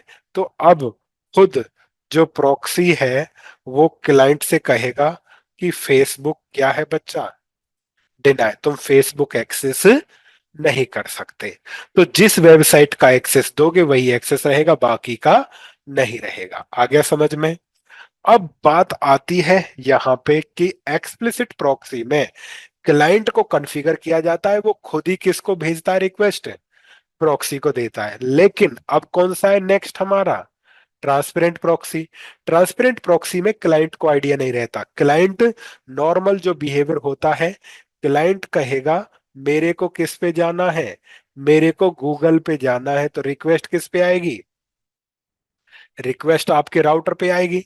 राउटर अब इस रिक्वेस्ट को किसको भेज देगा, प्रॉक्सी को भेज देगा। प्रॉक्सी देखेगा अलाउ है, अब प्रॉक्सी खुद रिक्वेस्ट बनाएगा और रिक्वेस्ट खुद बना के किसको भेज देगा, गूगल को भेज देगा।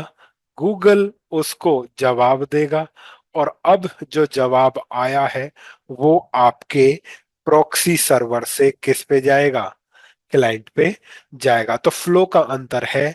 प्रॉक्सी सर्वर यदि एक्सप्लिसिट प्रॉक्सी यूज कर रहे हो तो क्लाइंट को कॉन्फ़िगर करोगे, क्लाइंट खुद ही रिक्वेस्ट किसको देगा, प्रॉक्सी को। यदि ट्रांसपेरेंट प्रॉक्सी यूज कर रहे हो तो गेटवे को कॉन्फ़िगर करोगे, क्लाइंट रिक्वेस्ट देगा गेटवे को और गेटवे देगा प्रॉक्सी को। तो चाहे क्लाइंट खुद दे या गेटवे दे, रिक्वेस्ट किस पे आ रही है, प्रॉक्सी। प्रॉक्सी के पास क्या है, पॉलिसी, कि क्या तो अलाउ है और क्या डिनाय है। तो जो अलाउ है वो अलाउ, जो डिनाय है वो डिनाय। तो प्रॉक्सी सर्वर का अधिकतर इस्तेमाल किया जाता है किसके लिए, यूआरएल फिल्टरिंग के लिए, कि कौन सा यूआरएल एक्सेस देना है, कौन सा यूआरएल का एक्सेस नहीं देना है। ये काम कौन करता है, प्रॉक्सी सर्वर। हाँ जो सर। बोलो। सर अदर वेंडर के साथ भी हमें प्रॉक्सी लगाना रहता है यूआरएल फिल्टरिंग के लिए? अदर वेंडर मतलब, like that sir, Cisco, check point या पालो अल्टो। नहीं ऐसा नहीं होता है, मैं फायरवॉल टेक्निक्स बता रहा हूं। और जो ये ओके। फीचर है ये आपको हाँ। किस में मिलेंगे, फोर्टिगेट फायरवॉल में भी मिल जाएगा, ये आपको पोलो अल्टो पे मिल जाएगा, ये चेक पॉइंट पे भी मिल जाएगा। तो जो हमारा फायरवॉल है वो अब आपको प्रॉक्सी सर्वर का भी क्या देगा, फीचर देगा। फीचर देगा। अलग से लगाने की जरूरत नहीं है। नहीं। ठीक है। अच्छा सर, कभी ऐसा भी हो सकता है कि अगर मैं कोई पालो अल्टो यूज कर रहा हूँ और प्रॉक्सी सर्वर मेरा अदर वेंडर का हो, जैसे फोर्टीगेट का हो या किसी और का, ऐसा हो सकता है? हाँ लेकिन उस केस में आप वहां पे ट्रांसपेरेंट प्रॉक्सी इस्तेमाल नहीं कर सकते, एक्सप्लिसिट प्रॉक्सी इस्तेमाल कर सकते हो। देखो ओके। होता क्या है, सुनो। तो हमें पता है कि मान के चलो ह्यूमन बीइंग को सर दर्द हो रहा है तो उसके लिए डॉक्टर बिठाने की जरूरत नहीं है, नहीं है। उसके लिए गोलियां ले लो काम चल जाएगा। अब कुछ ज्यादा यस ही सर। भयंकर सर में दर्द हो रहा है तो वो तो सेरोटोन से भी काम नहीं चलेगा, तो उसके लिए हमें बिल्कुल। डॉक्टर या हॉस्पिटल जाना पड़ेगा। वैसे ही हम यहाँ पे सोचते हैं फायरवॉल के केस में कि मेरे को चाहिए क्या। मेरे को ये चाहिए कि कौन सी वेबसाइट अलाउ हो और कौन सी अलाउ ना हो। तो इसके लिए हमें जो है ये काम दो चीजें करेंगी, एक प्रॉक्सी सर्वर भी कर सकता है और एक फायरवॉल भी कर सकता है। तो अब जब मेरा फायरवॉल ये कर ही सकता है तो मैं प्रॉक्सी सर्वर नहीं लगाऊंगा। तो जैसे तुम्हारा प्रश्न था कि पोलो अल्टो है, क्या मैं दूसरे का प्रॉक्सी लगाऊंगा? देखो, यूआरएल फिल्टरिंग के लिए अगर पोलो अल्टो है तो उसके बाद हमें दूसरे वेंडर के प्रॉक्सी की जरूरत बिल्कुल भी नहीं है। नहीं। अब प्रश्न ये आता है कि दूसरे वेंडर का प्रॉक्सी हम कब लगाएंगे? तो ये वो सरदर्द से आगे की बात है कि मेरे को चाहिए क्या। चाहिए ये कि अगर मेरा काम इतना ही है कौन सी वेबसाइट अलाउ डिनाय हो, ये पोलो अल्टो भी कर देगा। लेकिन अब एक एडवांस चीज होती है इसके अंदर भी, जैसे कि आपने देखा होगा एयरपोर्ट वगैरह पे फ्री वाईफाई मिलता है, 2 घंटे हाँ सर। 4 घंटे के लिए मिलता है या नहीं मिलता है? तो मिलता है, वो मिलता है काम सर। पालो अल्टो नहीं कर सकता। यानी कि आपको रिजर्व कोटा दे रहा है, कोटा कितने का कि आप 4 घंटे तक ये कर लो, और या इतने 2 आवर्स जीबी तक या का। 3 आवर्स हाँ, का दे रहा है। या जो हम पैक लेते हैं कि इतने जीबी का क्या हो जाएगा आपका, पैक हो गया। हम्म। तो बहुत सारी कंपनियां ये कहती हैं कि जो यूजर है वो यूट्यूब तो चलाए, लेकिन हर एक यूजर 1 जीबी डेटा से ज्यादा कंज्यूम ना करे। ये पॉलिसी मेरे को लगानी है, तो ये पोलो अल्टो आपको नहीं देगा, ये फोर्टीगेट भी नहीं देगा और ये चेक पॉइंट भी नहीं देगा। फिर उसके लिए आपको क्या चाहिएगा? प्रॉक्सी सर्वर चाहिए ही चाहिए। अगर ये नहीं चाहिए तो भाड़ में जाए प्रॉक्सी सर्वर। कौन सी वेबसाइट अलाउ और डिनाई होगी वो सीधा हम पोलो अल्टो और से या फायरवॉल से फोर्टीगेट लगा से। देंगे। हाँ, तो हमें प्रॉक्सी की जरूरत नहीं है। ठीक। Okay sir, thank you sir. Welcome जी। तो म्यूट कर लेना ताकि क्लास डिस्टर्ब ना हो। तो ये हो गया प्रॉक्सी सर्वर का काम, कि यदि केवल यूआरएल फिल्टरिंग है वो फायरवॉल भी कर देगा, आपको अंदर का भी चाहिए तो वो फिर फायरवॉल नहीं करेगा। ठीक है। तो जो डायग्राम से बताया या समझाया ध्यान से देखो। रिक्वेस्ट प्रॉक्सी पे आएगी, प्रॉक्सी से बाहर, बाहर से रिप्लाई प्रॉक्सी, और प्रॉक्सी से कहा जा रहा है? अंदर। तो प्रॉक्सी सर्वर इंटरमीडिएटर हुआ या नहीं हुआ? तो जो लिखा समझाया है वही लिखा हुआ है यहाँ पे, कि जो प्रॉक्सी सर्वर है वो इंटरमीडिएट सिस्टम की तरह काम करता है इनसाइड और आउटसाइड वर्ल्ड के बीच में। प्रॉक्सी सर्वर अलाउ नहीं करता इनसाइड यूजर को कि वो सीधा बाहर जाए या बाहर से अंदर आए। प्रॉक्सी सर्वर को एप्लीकेशन गेटवे या क्या बोला जाता है? Application firewall. इसका अधिकतर इस्तेमाल किसके लिए होता है? यूआरएल फिल्टरिंग के लिए। यूआरएल का full form universal resource locator या यूनिफॉर्म रिसोर्स लोकेटर हो सकता है। लिमिटेशंस क्या है? यदि आप एक ही फायरवॉल लगाओगे, यानी प्रॉक्सी सर्वर लगाओगे, वो क्या हो जाएगा? डाउन, तो गड़बड़ है। तो सिंगल पॉइंट ऑफ फेलियर हो सकता है यदि एक लगाओगे। इससे बचना है तो आप एक नहीं दो लगाओ, एक प्राइमरी और एक सेकेंडरी। एक डाउन हो जाए तो दूसरा फिर भी ये काम करता रहे। दूसरा, इट इंट्रोड्यूस डिले। ये क्या इंट्रोड्यूस करेगा? डिले। वो उसका कुछ नहीं हो सकता, क्योंकि कुछ पाने के लिए कुछ खोना पड़ता है या छोड़ना पड़ता है वगैरह वगैरह। डिले क्यों होगी? डिले इसलिए होगी, ये मेरा क्लाइंट ये हो गया प्रॉक्सी, और ये क्या हो गया मेरा इंटरनेट। अब पहले रिक्वेस्ट कौन इनिशिएट करेगा? क्लाइंट। किसके पास जाएगी? प्रॉक्सी। दूसरा, रिक्वेस्ट कौन इनिशिएट करेगा? प्रॉक्सी। रिप्लाई किसके पास आएगा? प्रॉक्सी। प्रॉक्सी उसको किसको देगा? तो अब ये चेक भी करेगा, तो डिले होगा ही होगा। वो किस में होगा? मिली सेकेंड के अंदर होगा, उसका कुछ नहीं किया जा सकता। तो फिर क्या कर सकते हैं? ये कर सकते हैं कि आपके पास 100 क्लाइंट है, तो जब आप प्रॉक्सी सर्वर ले रहे हो, उस वेंडर से बोलो कि मेरे पास इतने यूजर हैं, कनेक्शन स्लो नहीं होना चाहिए। तो यूजर्स के हिसाब से वो आपको क्या देगा, प्रॉक्सी सर्वर। ऐसा नहीं है कि प्रॉक्सी सर्वर से काम चला जाएगा। 100 यूजर है, प्रॉक्सी सर्वर भी अच्छा है, लेकिन इंटरनेट कनेक्शन कितने का ले रखा है, 1 Mbps का, तो भी काम नहीं बनेगा। तो आपको यूजर्स के हिसाब से प्रॉक्सी सर्वर और यूजर्स के हिसाब से ही इंटरनेट कनेक्शन लेना पड़ेगा। आ गया समझ में? एक इंटरनेट कनेक्शन डाउन हो गया तो भी इंटरनेट नहीं, तो उसकी जगह मल्टीपल आईएसपी से क्या लो, इंटरनेट कनेक्शन लो। एक चीज तो ये। दूसरा, आपने 100 यूजर्स थे, प्रॉक्सी सर्वर भी अच्छा है, इंटरनेट कनेक्शन भी अच्छा है, लेकिन जो आपने स्विच लगा रखा है, स्विच पे क्या कौन सी स्पीड सपोर्टेड है, इथरनेट 10 Mbps, तो भी घाटा है। तो स्विच को भी क्या करना पड़ेगा, अपग्रेड। राउटर जो लगा रखा है ऐसा ना हो वो आपका 10 Mbps मैक्सिमम स्पीड हो। तो यदि आप अपनी इंफ्रास्ट्रक्चर डिवाइसेस को बढ़ाओगे, डिवाइसेस की कैपेसिटी को बढ़ाओगे, तो इस डिले को कम किया जा सकता है, बिल्कुल खत्म नहीं किया जा सकता। डन हुआ? तो ये रहेगा हमारा किसके बारे में, प्रॉक्सी सर्वर्स के बारे में। नेक्स्ट है हमारा यहाँ पे स्टेटफुल फायरवॉल। अब ये स्टेटफुल फायरवॉल क्या है, समझने के लिए पहले हमारा डायग्राम रहेगा। तो डायग्राम के अंदर कुछ इस प्रकार से है। हमारे पास हो गया एक पीसी। तो हमारे पास है पीसी जिसको कनेक्ट किया एक स्टेटफुल फायरवॉल से, जिससे आगे कनेक्टेड है एक सर्वर।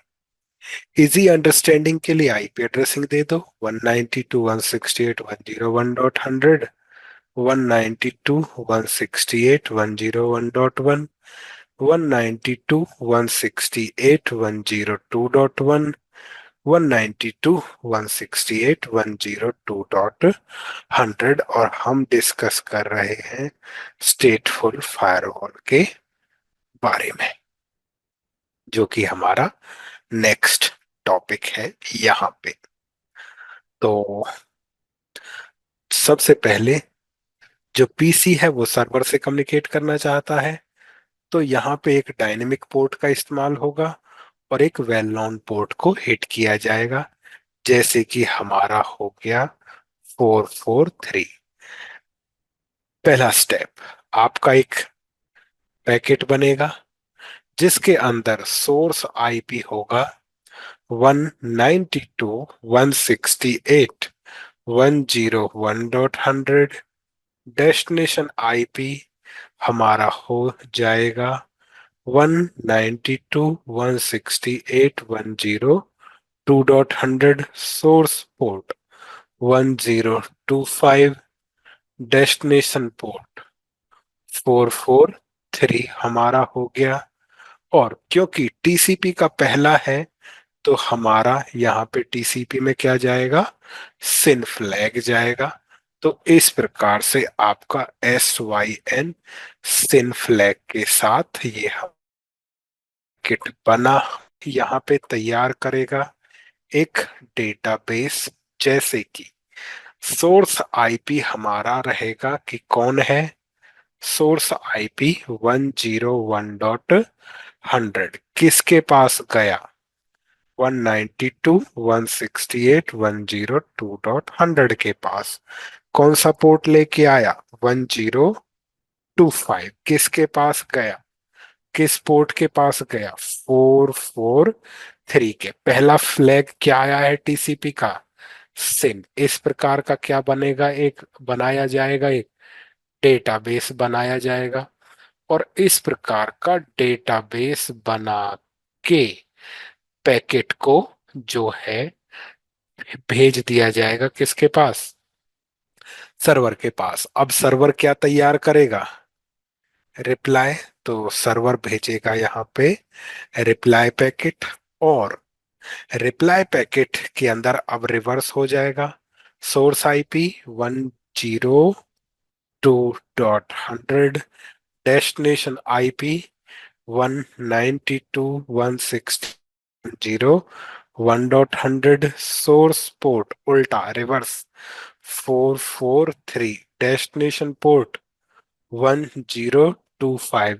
सिन आया था, सिन के जवाब में सिन प्लस एक्नॉलेजमेंट हमारा यहाँ पे रहेगा। तो इस प्रकार से यहाँ पे हो गया, डन हुआ। अब ये वाला पैकेट किसके पास, रिप्लाई पैकेट किसके पास जाएगा? रिप्लाई पैकेट फायरवॉल के पास जाएगा। तो अब फायरवॉल मैच करेगा, कौन आ रहा है? 102 मैच कर गया। कौन सा पोर्ट नंबर लेके आ रहा है? 443 मैच कर गया। किसके पास जा रहा है? 101 मैच कर गया। किस पोर्ट के पास जा रहा है? 1025 मैच कर गया। तो लेयर 3 इंफॉर्मेशन मैच कर गया, लेयर 4 इंफॉर्मेशन मैच कर गया। क्या जा रहा है? सिन प्लस एक। तो जब सिन जाता है तो सिन के जवाब में ही क्या आता है? सिन प्लस एक। तो स्टेटफुल फायरवॉल क्या करता है? जब भी स्टेटफुल फायरवॉल के पास पैकेट आता है, ये डेटाबेस बनाता है, डेटाबेस बना के पैकेट को फॉरवर्ड कर देता है। जब रिप्लाई पैकेट फायरवॉल के पास आएगा, वो रिप्लाई को डेटाबेस से मैच करेगा। मैच हुआ तो ये अलाउ होगा। अगर कोई भी चीज बदल जाती है तो ये पैकेट क्या कर दिया जाएगा? ड्रॉप कर दिया जाएगा। डन हुआ। अब जो डायग्राम से समझाया है, तो यहां पे मैच हुआ है, तो मैच हुआ है तो ही इस पैकेट को क्या किया जाएगा? यहां पे मैच होने पे ही क्या किया जाएगा? अलाउ किया जाएगा। डन। अब ऐसा भी हो सकता है कि ये सर्वर रिप्लाई की जगह क्या भेज दे?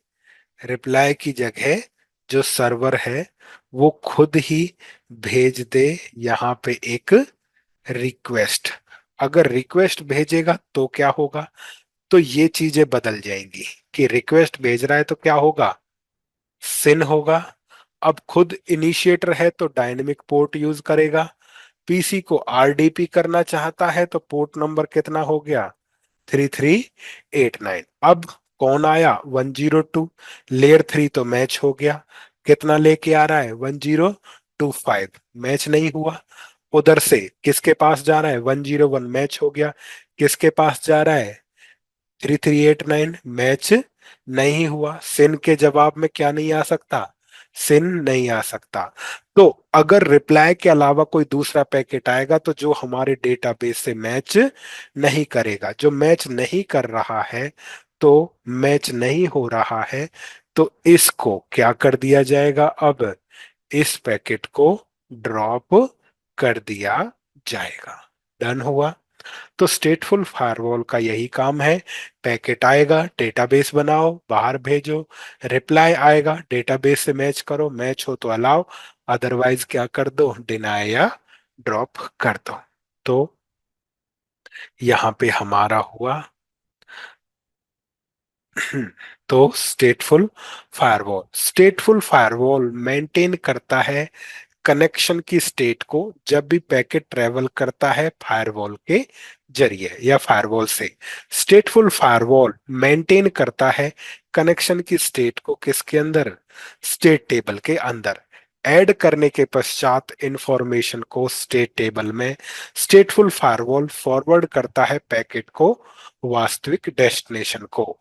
जब स्टेटफुल फायरवॉल रिसीव करता है रिप्लाई पैकेट, जब भी स्टेटफुल फायरवॉल रिसीव करेगा रिप्लाई पैकेट, तो फायरवॉल मैच करता है रिप्लाई पैकेट की इंफॉर्मेशन को अपनी टेबल से। यदि रिप्लाई पैकेट मैच करता है तो पैकेट को एक्सेप्ट किया जाता है, अदरवाइज पैकेट को क्या कर दिया जाता है? ड्रॉप कर दिया जाता है। जो स्टेटफुल फायरवॉल है वो टेबल बनाता है, उसको हम क्या बोलते हैं? कुछ वेंडर स्टेट टेबल, कुछ वेंडर कनेक्शन टेबल, और कुछ वेंडर क्या बोलते हैं? सेशन टेबल, जिसमें source IP, destination IP, source port, destination port के साथ एडिशनल इंफॉर्मेशन की सिन भेजा था, सिन प्लस एक आया है, अब एक भेज दिया गया है।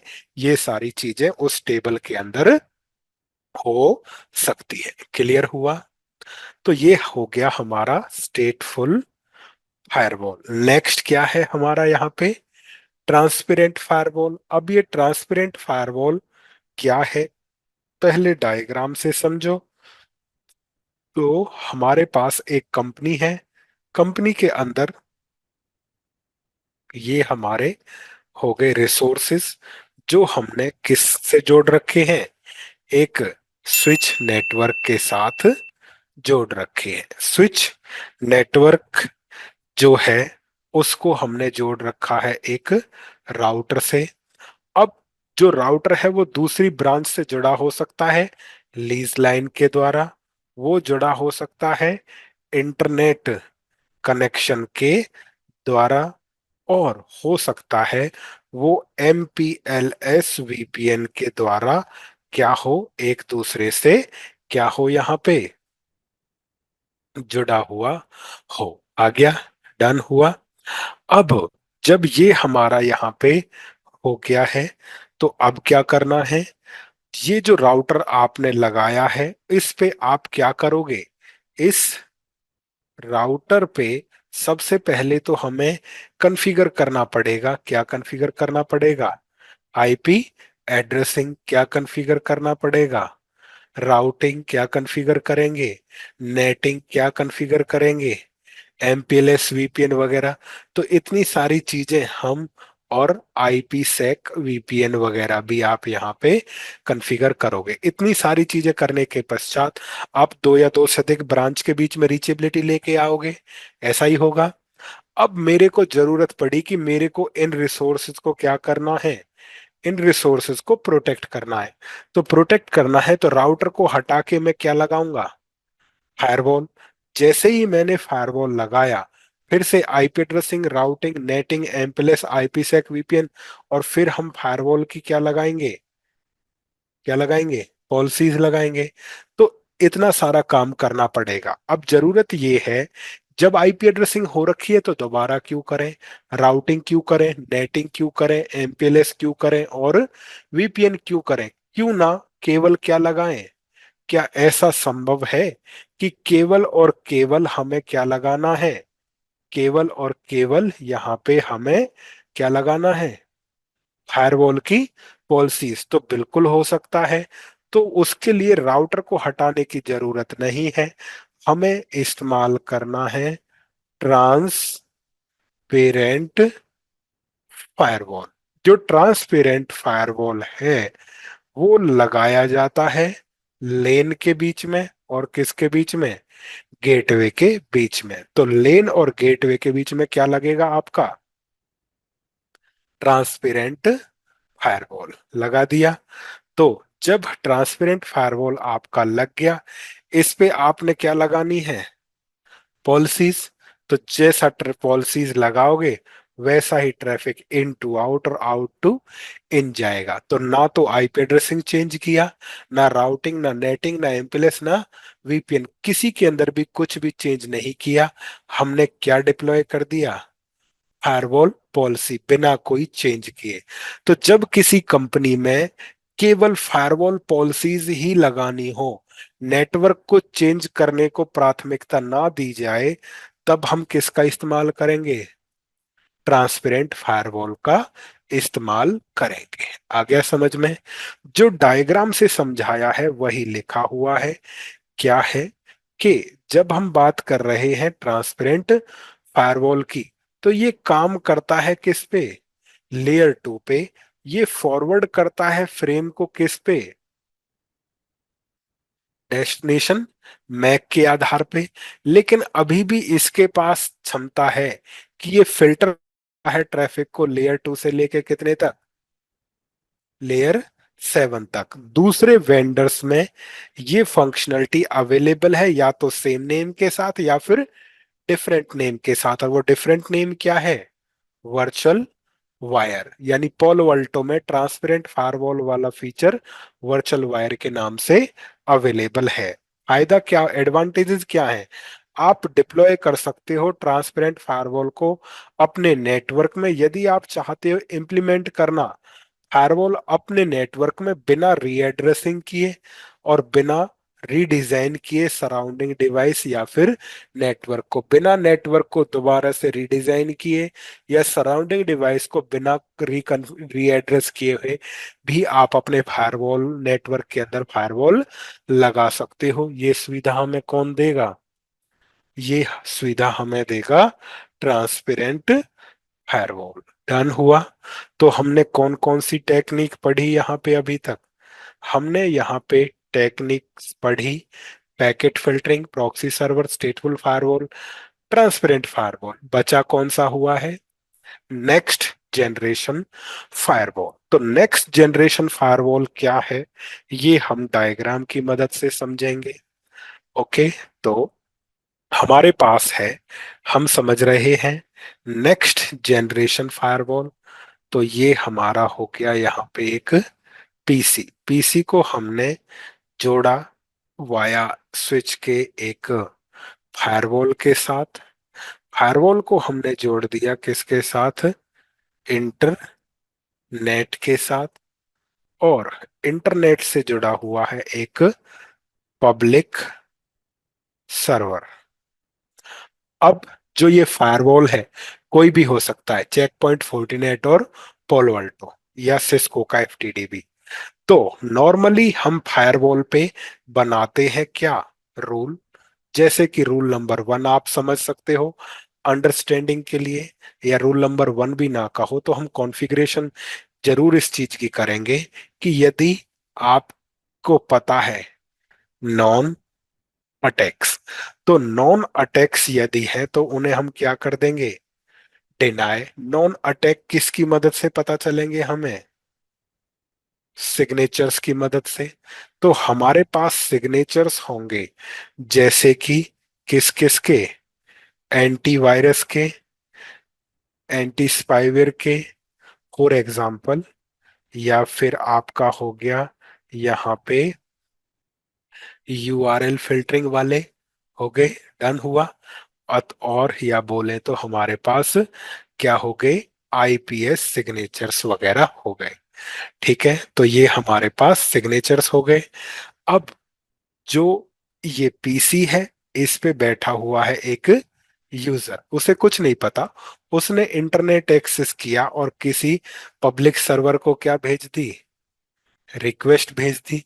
रिक्वेस्ट में वहां से क्या आया? कोई फाइल आई। अब जो ये फायरवॉल है उस फाइल को मैच करेगा सिग्नेचर्स के साथ। तो क्या किसी सिग्नेचर या कलर से मैच हुआ? डिफरेंट कलर इसलिए मैंने लिए ताकि समझ में आए। तो फाइल नॉर्मल है, कोई प्रकार का सिग्नेचर मैच नहीं हुआ, तो कोई सिग्नेचर नहीं मिला, तो जो ये फाइल है ये क्या कर दी जाएगी? अलाउ कर दी जाएगी।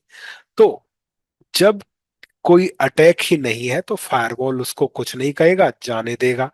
लेकिन अगर इसी फाइल के साथ मान के चलो कोई वायरस आता है, अथवा कोई स्पाईवेयर आता है, ठीक है, या इसके साथ कोई भी हमारा आईपीएस सिग्नेचर से क्या करता है?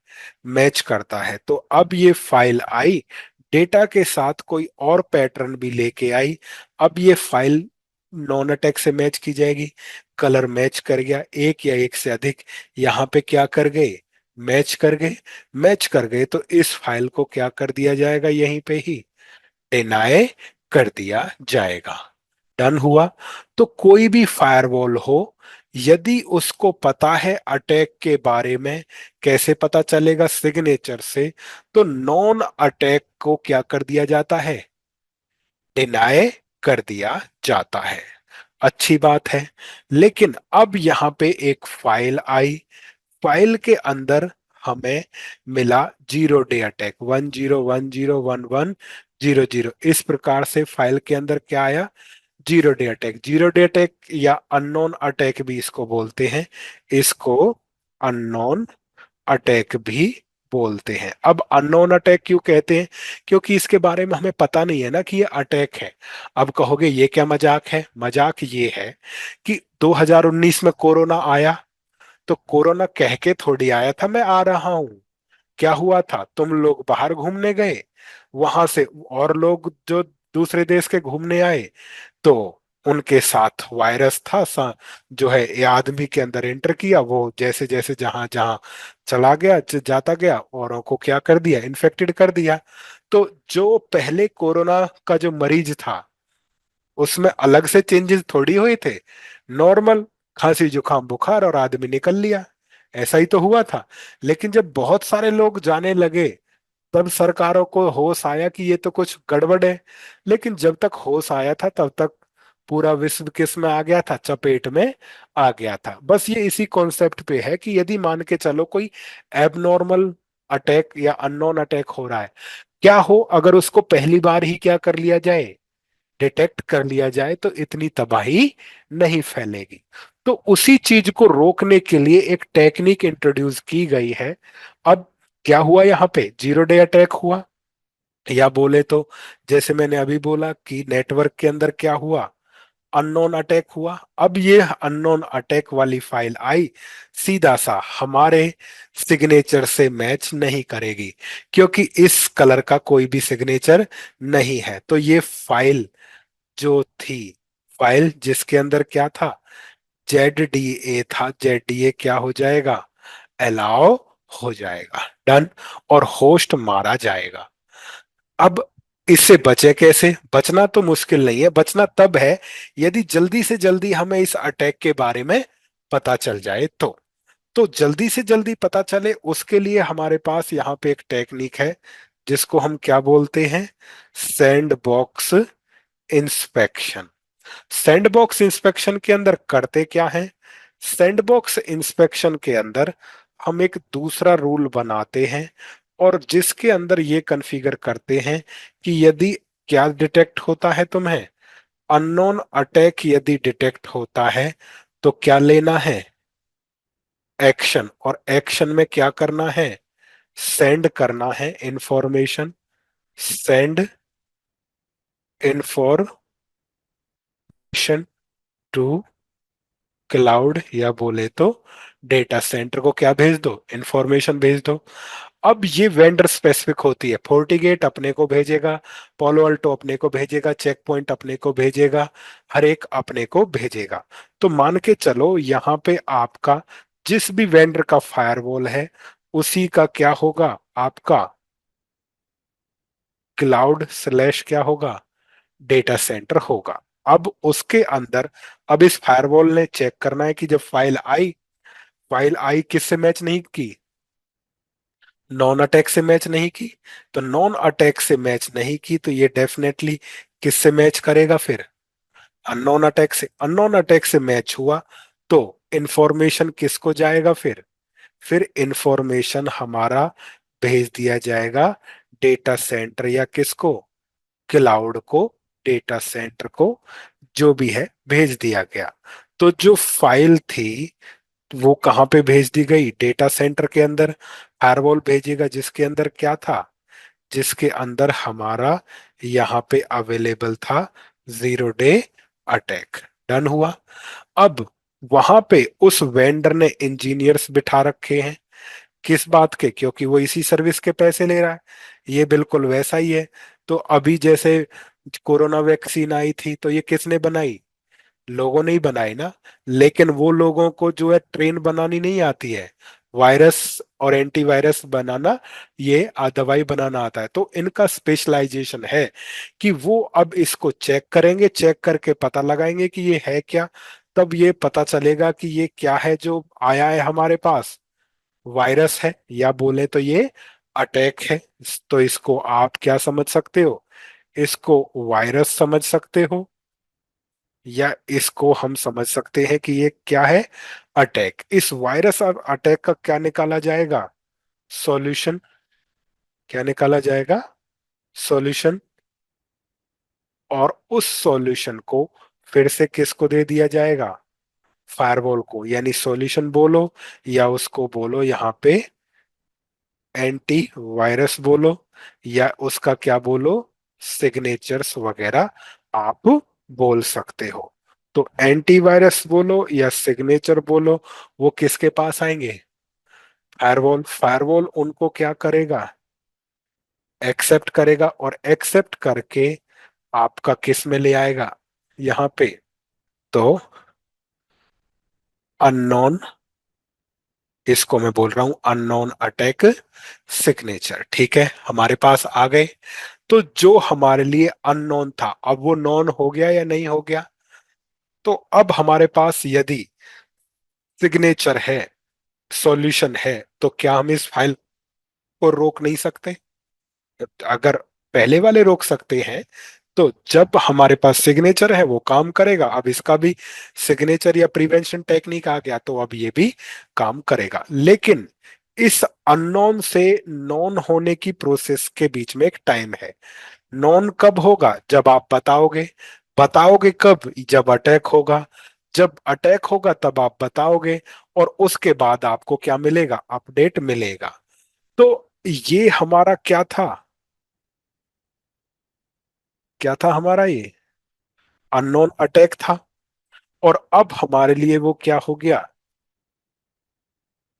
नॉन अटैक हुआ या नहीं हुआ? तो इसमें टाइम विंडो है। ये टाइम विंडो हर वेंडर का कितना रहता है? 3 से 5 मिनट। कि यदि आपने कोई फाइल अभी सबमिट की है, तो 3 से 5 मिनट में आपको उसका क्या मिल जाएगा? अपडेट मिल जाएगा। आ गया समझ में? तो इसके बीच में क्या होगा? तो बीच में ये होगा, जब तक अपडेट नहीं आएगा, बिफोर अपडेट, जब तक क्या नहीं आता है? Update, before update JDA will be allow. जो 0 डे अटैक है वो क्या रहेगा? अलाउ रहेगा। अपडेट से पहले 0 डे अटैक अलाउ रहेगा, इसे कोई नहीं रोक पाएगा। लेकिन जब आपके पास अपडेट आ जाएगा, तो आफ्टर अपडेट, जैसे ही आपके पास क्या होगा? अपडेट होगा, तो Z D A will be deny. तो 0 डे अटैक आपका क्या हो जाएगा, या क्या होगा? डिनाय होगा। आ गया समझ में? तो सैंड बॉक्स इंस्पेक्शन क्या निकला? सैंड बॉक्स इंस्पेक्शन ये प्रोसेस है। अब ये जो डिवाइस है, ये क्या हो सकता है आपका? आईपीएस भी, या क्या हो सकता है? फायरवॉल भी। तो sandbox inspection is a network process. In it a device like IPS और firewall sends a file, sends a file to a dedicated system for deeper inspection. Sandbox inspection में एक डिवाइस एक फाइल को एक dedicated system को देता है, किसके लिए? डीपर इंस्पेक्शन के लिए। क्योंकि डिवाइस और आईपीएस रूल पे काम करता है, रूल नहीं बनाता है, बनाता कोई दूसरा डिवाइस है उसके लिए। तो ये प्रोसेस क्या कहलाती है हमारी? Sandbox inspection. अब जो सैंडबॉक्स इंस्पेक्शन जिस भी डिवाइस के अंदर अवेलेबल है, अगर वो फायरवॉल है, तो उसको क्या बोला जाएगा? Next generation firewall. आईपीएस है, तो क्या बोला जाएगा? Next generation IPS. ये क्षमता जिस फायरवॉल में है उसको नेक्स्ट जनरेशन फायरवॉल, या जिस आईपीएस में है उसे नेक्स्ट जनरेशन आईपीएस बोला जाएगा। Sandbox inspection, FortiGate sandbox inspection को सैंडबॉक्स इंस्पेक्शन के नाम से ही बेचता है। लेकिन दूसरे वेंडर इसको अलग अलग नाम से बेचते हैं। जो पोलो अल्टो है वो इसको कहता है वाइल्ड फायर। क्या कहता है? Wild fire. वाइल्ड फायर कौन कहता है? पोलो अल्टो। अगर आप यहाँ पे चेक पॉइंट ऐड कर देते हो, तो चेक पॉइंट इसी चीज को बोलता है सैंड ब्लास्ट। क्या बोलता है? Sand blast. फोर्टीगेट के अनुसार ये सैंडबॉक्स इंस्पेक्शन है। पोलो अल्टो के अंदर सैंडबॉक्स इंस्पेक्शन क्या है? Wild fire. चेक पॉइंट के अंदर सैंडबॉक्स इंस्पेक्शन किस नाम से है? सैंड ब्लास्ट के नाम से अवेलेबल है। डन हुआ? तो ये होता है हमारा नेक्स्ट जनरेशन फायरवॉल अथवा आईपीएस। तो अब, तो नॉर्मल फायरवॉल, अगर कोई पूछता है नॉर्मल फायरवॉल और नेक्स्ट जनरेशन फायरवॉल में क्या अंतर है? तो नॉर्मल फायरवॉल नॉन अटैक को क्या करता है? डिनाय। और नेक्स्ट जनरेशन फायरवॉल नॉन को तो डिनाय करता है, अननोन अटैक की इंफॉर्मेशन क्लाउड को देता है, वहां से जो अपडेट आएगा उसको रिसीव करके अननोन अटैक से भी हमें अपडेट के बाद प्रोटेक्शन प्रोवाइड करता है। तो ये क्षमता केवल और केवल नेक्स्ट जनरेशन फायरवॉल में होती है, जैसे कि FortiGate firewall, check point firewall और पोलो अल्टो फायरवॉल। डन हुआ। तो ये था हमारा यहाँ पे नेक्स्ट जनरेशन फायरवॉल क्या होता है।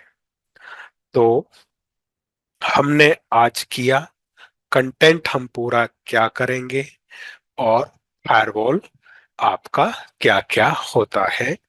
नेक्स्ट है हमारा 40 गेट इंट्रोडक्शन। ये जो फीचर मैंने आपको बताए हैं यही 40 गेट के फीचर्स हैं। तो कल हम 40 गेट फायरवॉल्स के फीचर्स के बारे में डिस्कस करेंगे और आगे कंटिन्यू करेंगे। किसी का कोई प्रश्न है तो बोलो। मेरी तरफ से आज का कंटेंट हो चुका है। तो हम यहाँ पे डिस्कस कर रहे हैं 4T नेट, या बोले तो 40 गेट फायरवॉल फीचर्स के बारे में। तो जो हमारा फोर्टिनेट अथवा फोर्टिगेट होता है, फोर्टिनेट कंपनी हो गई, फोर्टिगेट उसका क्या हो गया? प्रोडक्ट हो गया। तो जो आपका फोर्टिगेट फायरवॉल है, FortiGate firewall has normal firewall features plus इसके पास होते हैं next generation firewall features. Done हुआ। तो सबसे पहले हम यहाँ पे लिखते हैं, कलर भी वैसा यूज करेंगे, नॉर्मल फायरवॉल फीचर्स, कि ये आपका कैसा फायरवॉल है? स्टेटफुल फायरवॉल है। साथ की साथ आपको किसकी फंक्शनलिटी देगा? ट्रांसपेरेंट फायरवॉल की फंक्शनलिटी देगा। ट्रांसपेरेंट फायरवॉल का एक दूसरा और मोड होता है जिसको हम बोलते हैं, या कल आपको बताया था, वर्चुअल वायर। ठीक है, वर्चुअल वायर ये भी आपका यहाँ पे सपोर्टेड है। उसके पश्चात इसके अंदर किसके फीचर्स भी है? ये आपका नेक्स्ट जनरेशन फायरवॉल भी सपोर्ट करता है।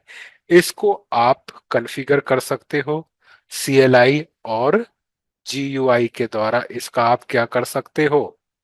मैनेजमेंट कर सकते हो। इसके अलावा आपको क्या देगा ये? IP वर्जन 4, यानी कि IP वर्जन 4, IPv4 राउटिंग आपको प्रोवाइड करेगा। जैसे कि उसके अंदर कौन कौन सा रहेगा? स्टैटिक रहेगा, डिफॉल्ट रहेगा, आपको प्रोवाइड करेगा ये रिप, OSPF, ISIS और BGP, ये आपको राउटिंग प्रोवाइड करेगा। साथ की साथ ये आपको IPv6 की भी राउटिंग प्रोवाइड करेगा, जिसमें स्टैटिक, डिफॉल्ट, रिप और OSPF। तो रिप का क्या नाम हो जाएगा यहाँ पे? स्टैटिक डिफॉल्ट रहेगा, रिप का नाम हो जाएगा रिप NG, OSPF का हो जाएगा यहाँ पे OSPF वर्जन 3, ISIS का हो जाएगा यहाँ पे हमारा ISIS-v6, और BGP का हो जाएगा MP BGP, multi protocol border gateway protocol. फिर आपको ये प्रोवाइड करेगा, क्या प्रोवाइड करेगा? IP वर्जन 4 का नेटवर्क एड्रेस ट्रांसलेशन, जिसमें आपको क्या मिलेगा?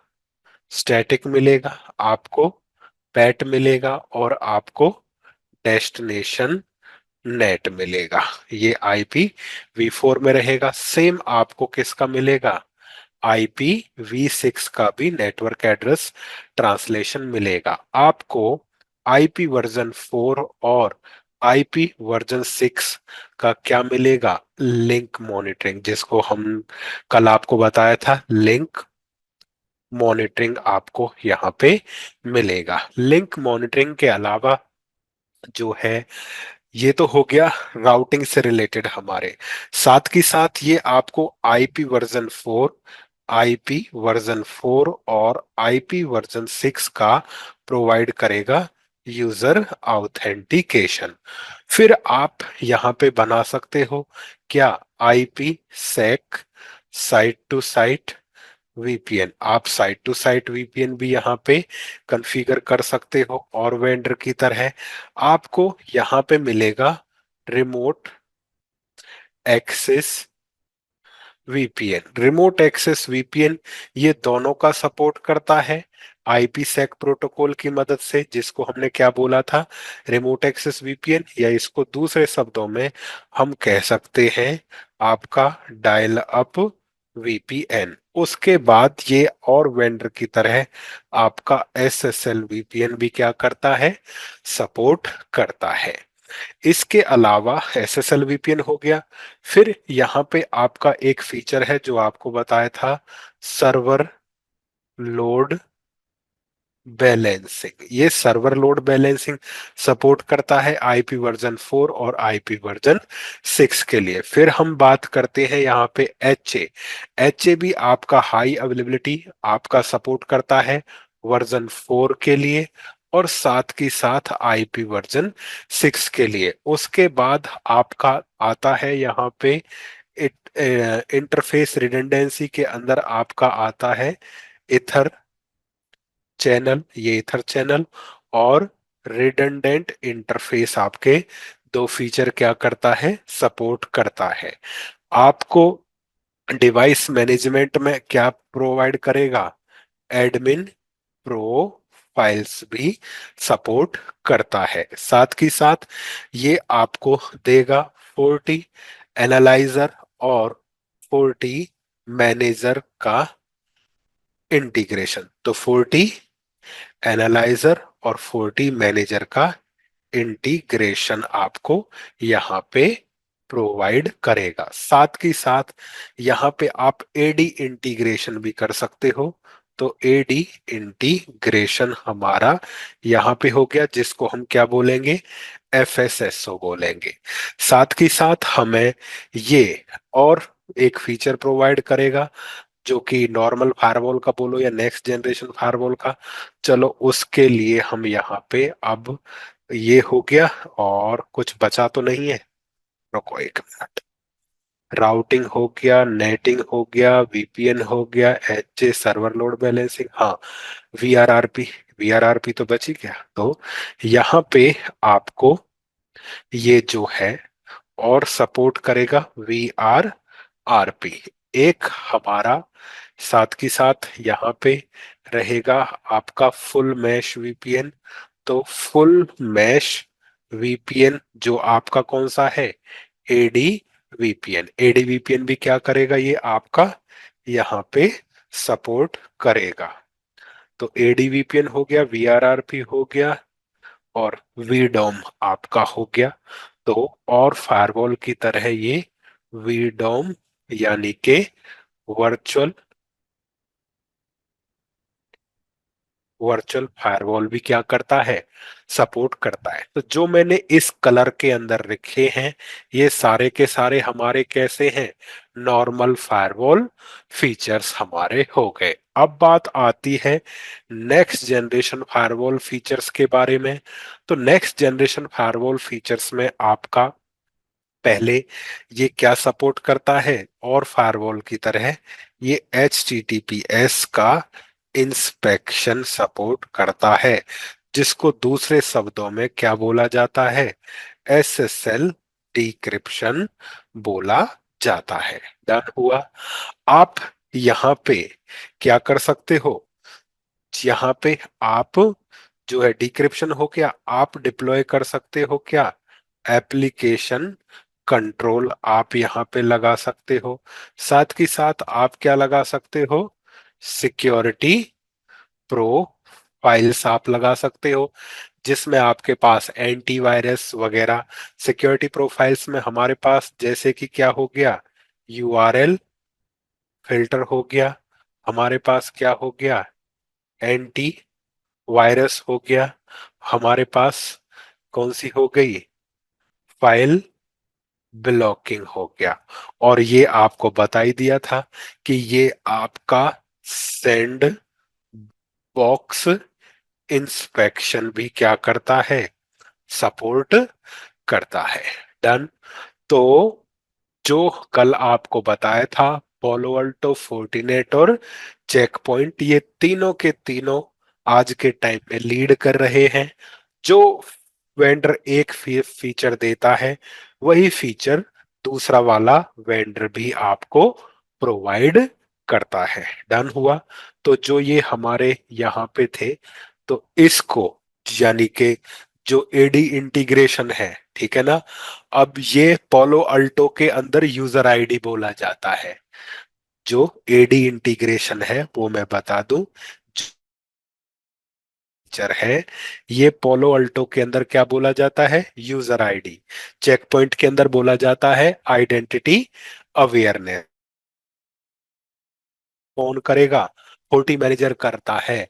वो पोलो अल्टो के अंदर कौन करता है, पनोरमा करता है।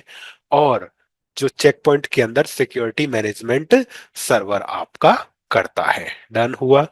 और ये इवेल्युएशन करनी है आपको कि कौन सा किस पे क्या होता है, तो बस अभी 1 मिनट रुको, आपको मैं डॉक्यूमेंट देने वाला हूं जिससे आप इनकी तुलना कर सकते हो कि किसके अंदर क्या है अथवा क्या नहीं है। तो ये हो गए हमारे फीचर्स फोर्टीगेट अथवा फोर्टीनेट फायरवॉल के, जिसके पास नॉर्मल और नेक्स्ट जनरेशन फायरवॉल फीचर्स है। ठीक है। तो अब बात आती है कि आपको यदि तुलना करनी है, तो ये हमारा एक डॉक्यूमेंट है, नाम है इसका फायरवॉल कंपैरिजन के नाम से। तो यहाँ पे तुलना या इवेल्युएशन कर रखा है कि पोलो अल्टो क्या है, क्या क्या देता है, चेक पॉइंट क्या देता है, फोर्टिनेट क्या देता है, एफटीडी क्या देता है, और सिस्को ऐसे क्या देता है। तो ये आप यहाँ पे पर देख सकते हो। तो कौन कौन से फायरवॉल, पोलो अल्टो, चेक पॉइंट, फोर्टिनेट और एफटीडी, ये सभी के सभी हमारे मोस्टली सेम फीचर्स आपका यहाँ पे देते हैं। तो ये डॉक्यूमेंट कहाँ से मिलेगा आपको, ये डॉक्यूमेंट अभी मैं बताता हूं। तो ये तो हो गया हमारा कि फोर्टिनेट क्या है, कौन कौन से फीचर्स हमें देगा। अब उससे आगे हमें बढ़ना है। तो आगे बढ़ने के लिए हमारे पास यहाँ पे रहेगा लैब सेटअप और बेसिक्स। अब ये जो आपको यहाँ पे लिख के बताया है, ये एक डॉक्यूमेंटेशन में मिलना मुश्किल है। उसका रीजन क्या है कि डॉक्यूमेंटेशन मार्केटिंग के हिसाब से बनाए जाते हैं। अब मेरे को कुछ दिन से आता है, तो मेरे को तीनों फायरवॉल आते हैं, तो मैंने तीनों की तुलना करके देख ली कि कौन कौन से में कौन सा चलता है, उस हिसाब से ये डॉक्यूमेंट बनाया है। अगर ये आपको चाहिए तो आप डाउनलोड कर सकते हो।